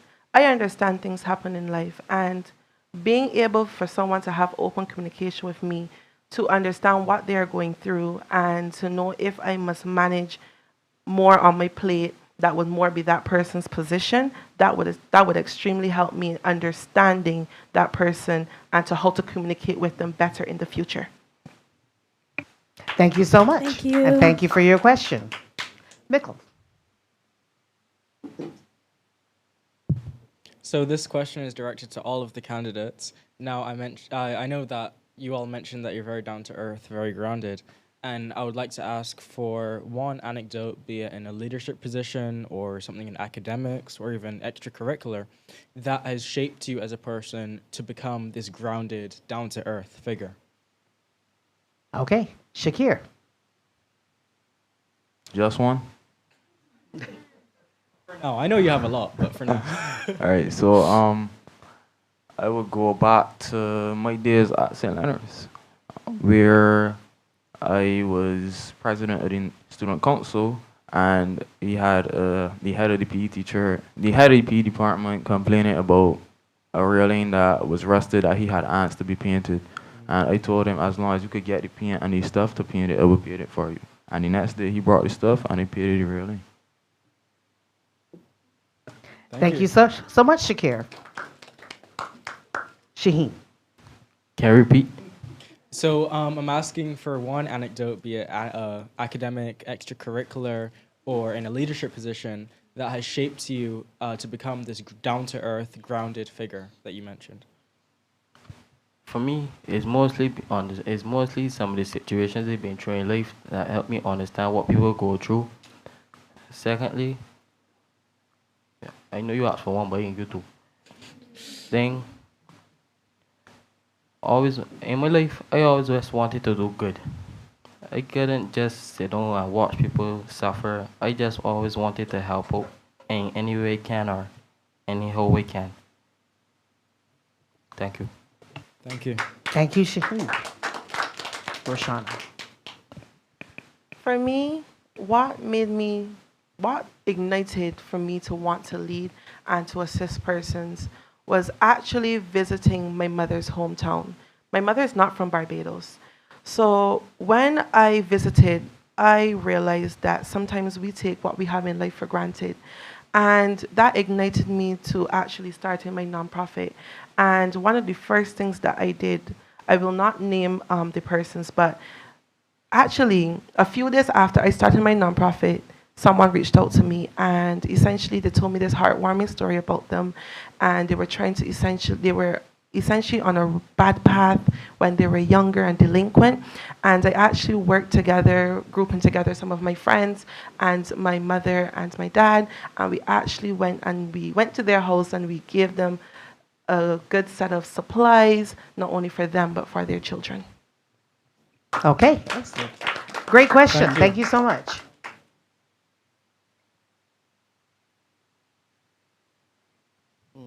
Hello. All right. My name is Jazari Smith, as you may know. My question to you guys is, for all you upcoming presidents, what characteristics do you guys feel that you guys have built up over the past few years, and how you guys are going to use it as president of the Barbados National Student Council? Thank you for that question. Okay, so I have been in leadership for a very long time. I was in scouting for over 10 years now.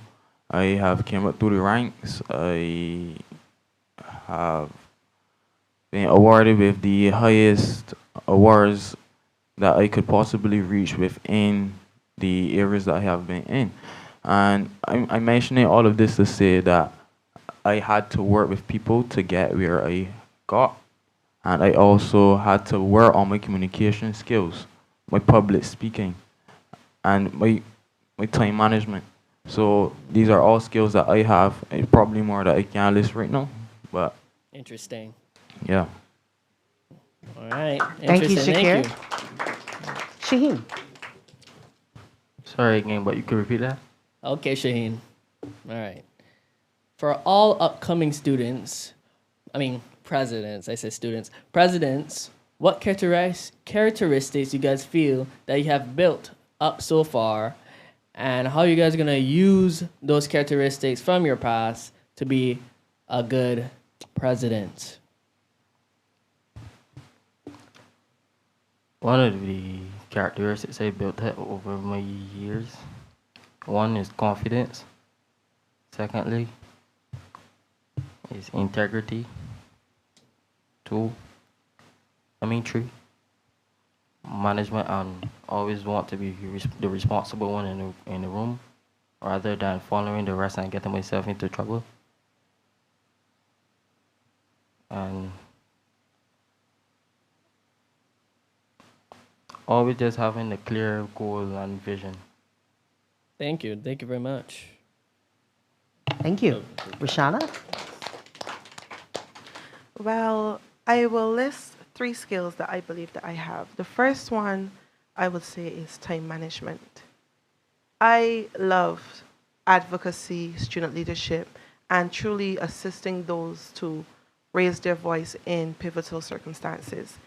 So last year, I would have been the leader of opposition business for Barbados National Youth Parliament. I was the founder and president of my own nonprofit. I was the vice president at the time, now president, of the Cultural Robotics Club. I was the president of the Culinary Club. I was in Junior Optimist International. I was lieutenant governor of Division 2 for Key Club International. Caribbean Atlantic District Key Club International. I was still a part of the rugby women's national team, Pelican rugby team. I still had Harrison College rugby team to deal with. I was the Hay Ambassador for Barbados, as well as the Impactional Global Ambassador for Barbados. I was also preparing for the International Youth Math Competition, where I was able to win actually an international national award this year, preparing for that. I was also managing 15 CXCs. I was preparing for my driver's license. And I say all of this also, Duke of Edinburgh, I was completing my silver award. I was in Pink Parliament. I was also assisting, because I am politically affiliated, and I would have been preparing for the upcoming elections. And I say all of this to say that I understand having a lot on your plate. I understand the need for time management. And I'm proud to say I did not only hold those positions, but I actually did things in them. Hence, I say results with Roshana. Continuing, creativity.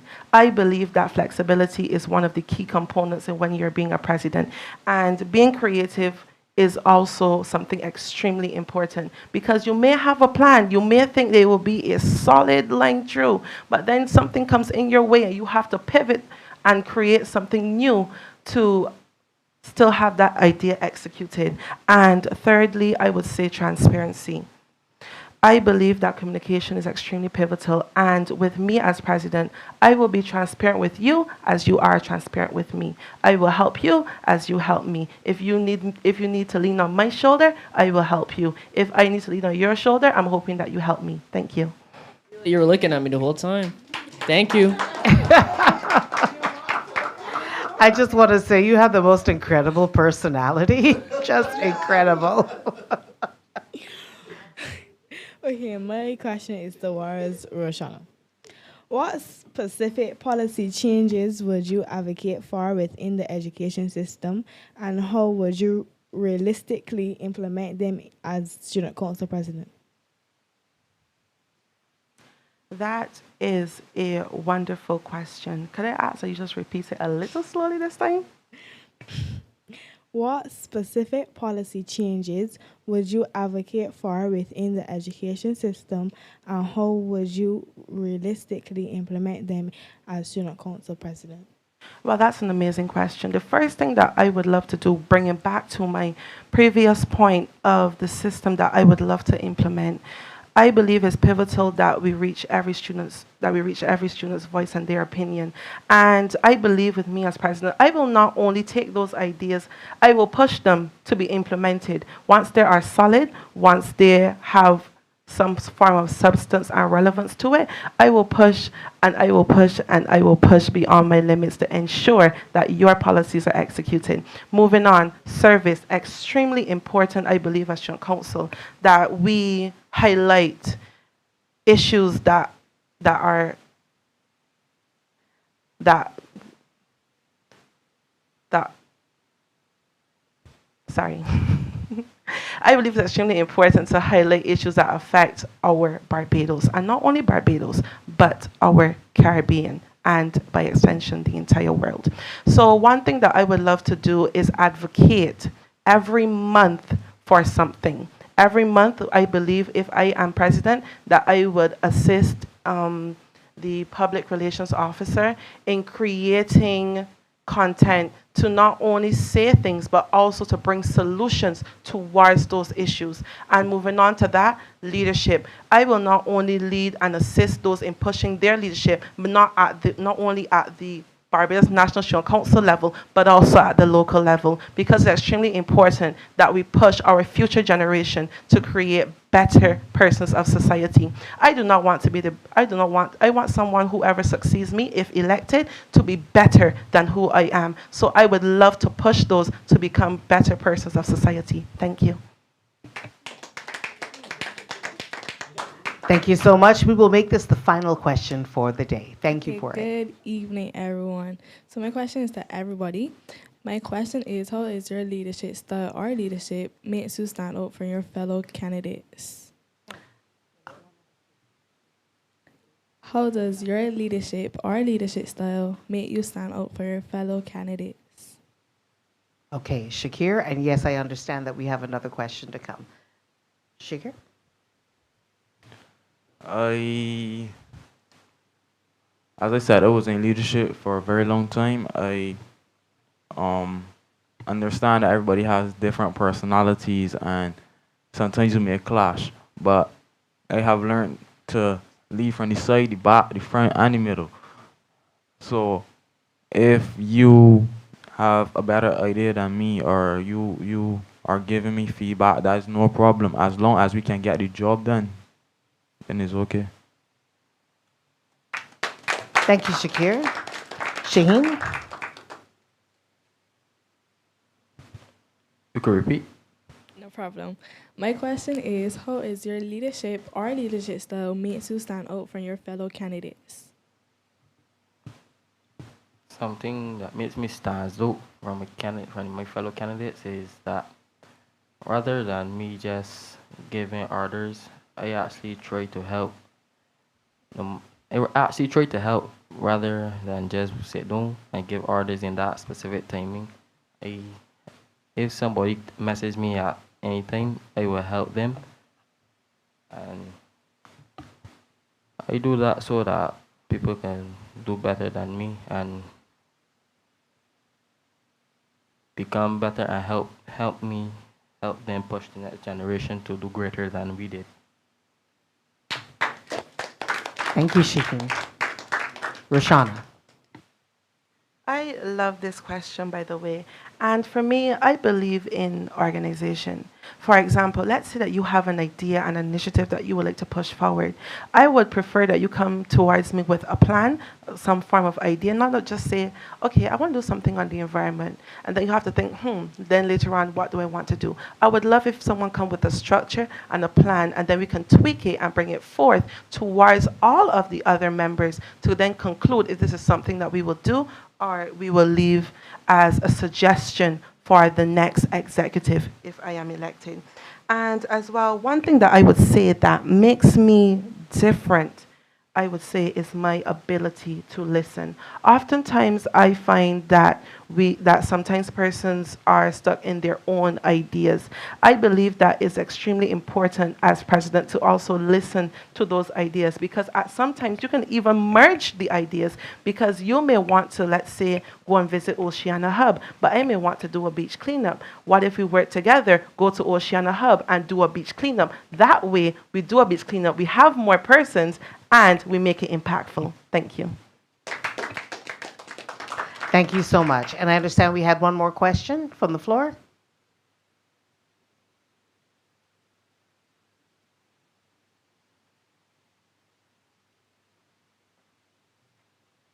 This question is for everyone. What project will y'all implement to improve for your school once elected?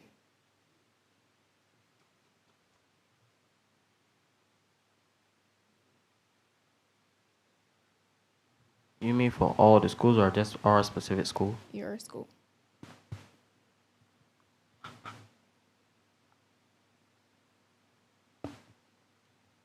It mainly depends on what matter is arisen within the school.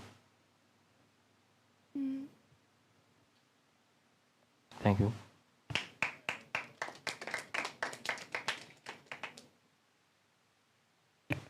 Wonderful question. And one thing that I would do, I wouldn't say implement, but I would push for, is have leadership training, not only for executive board members, but also for student counselors.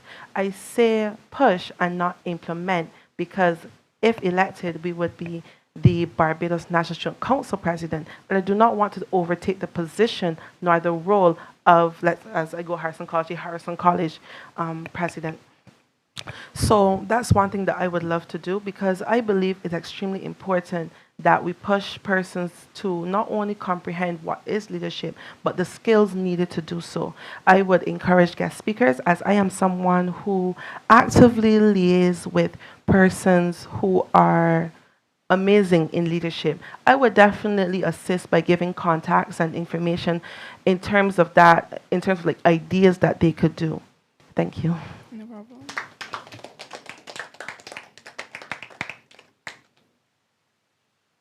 Shakir, do you have anything to offer?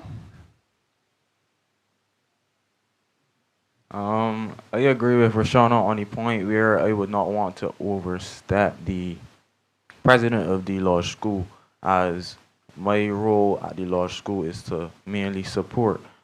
But as it pertains to something that I would suggest, I would more so suggest, as Roshana said, basic leadership skills, public speaking, and basically help these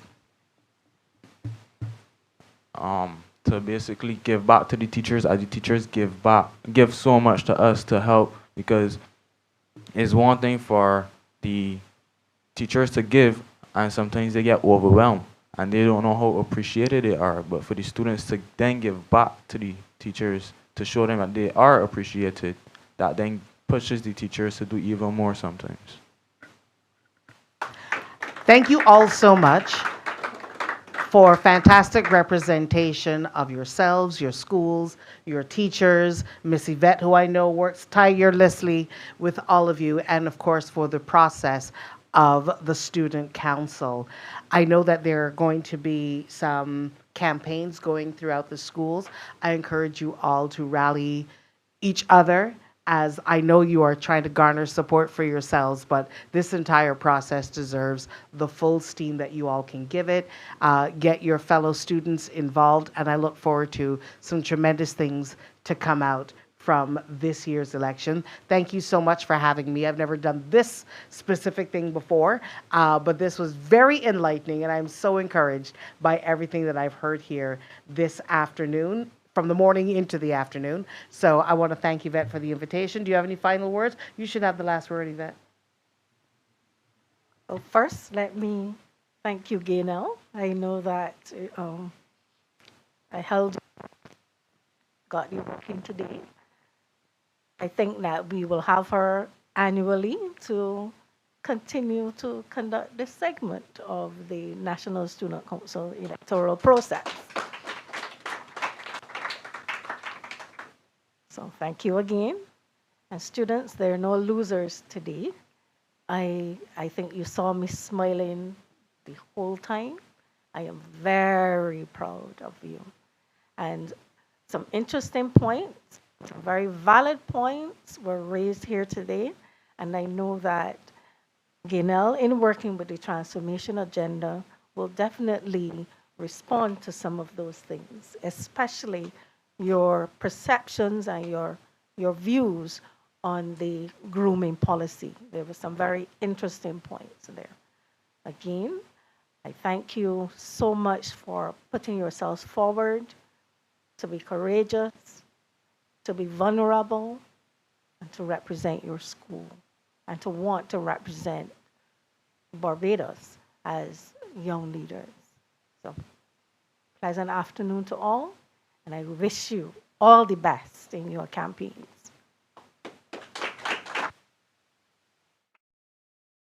Thank you so much. And for those who did not get an opportunity to see it, you can always go back on MRD's YouTube page, and it'll be there for sharing, viewing, use it for your campaign purposes, because you all did the hard work here today. And I just want to take this time to wish you all, for those who celebrate in particular, a blessed Easter weekend as well. Be safe, everybody.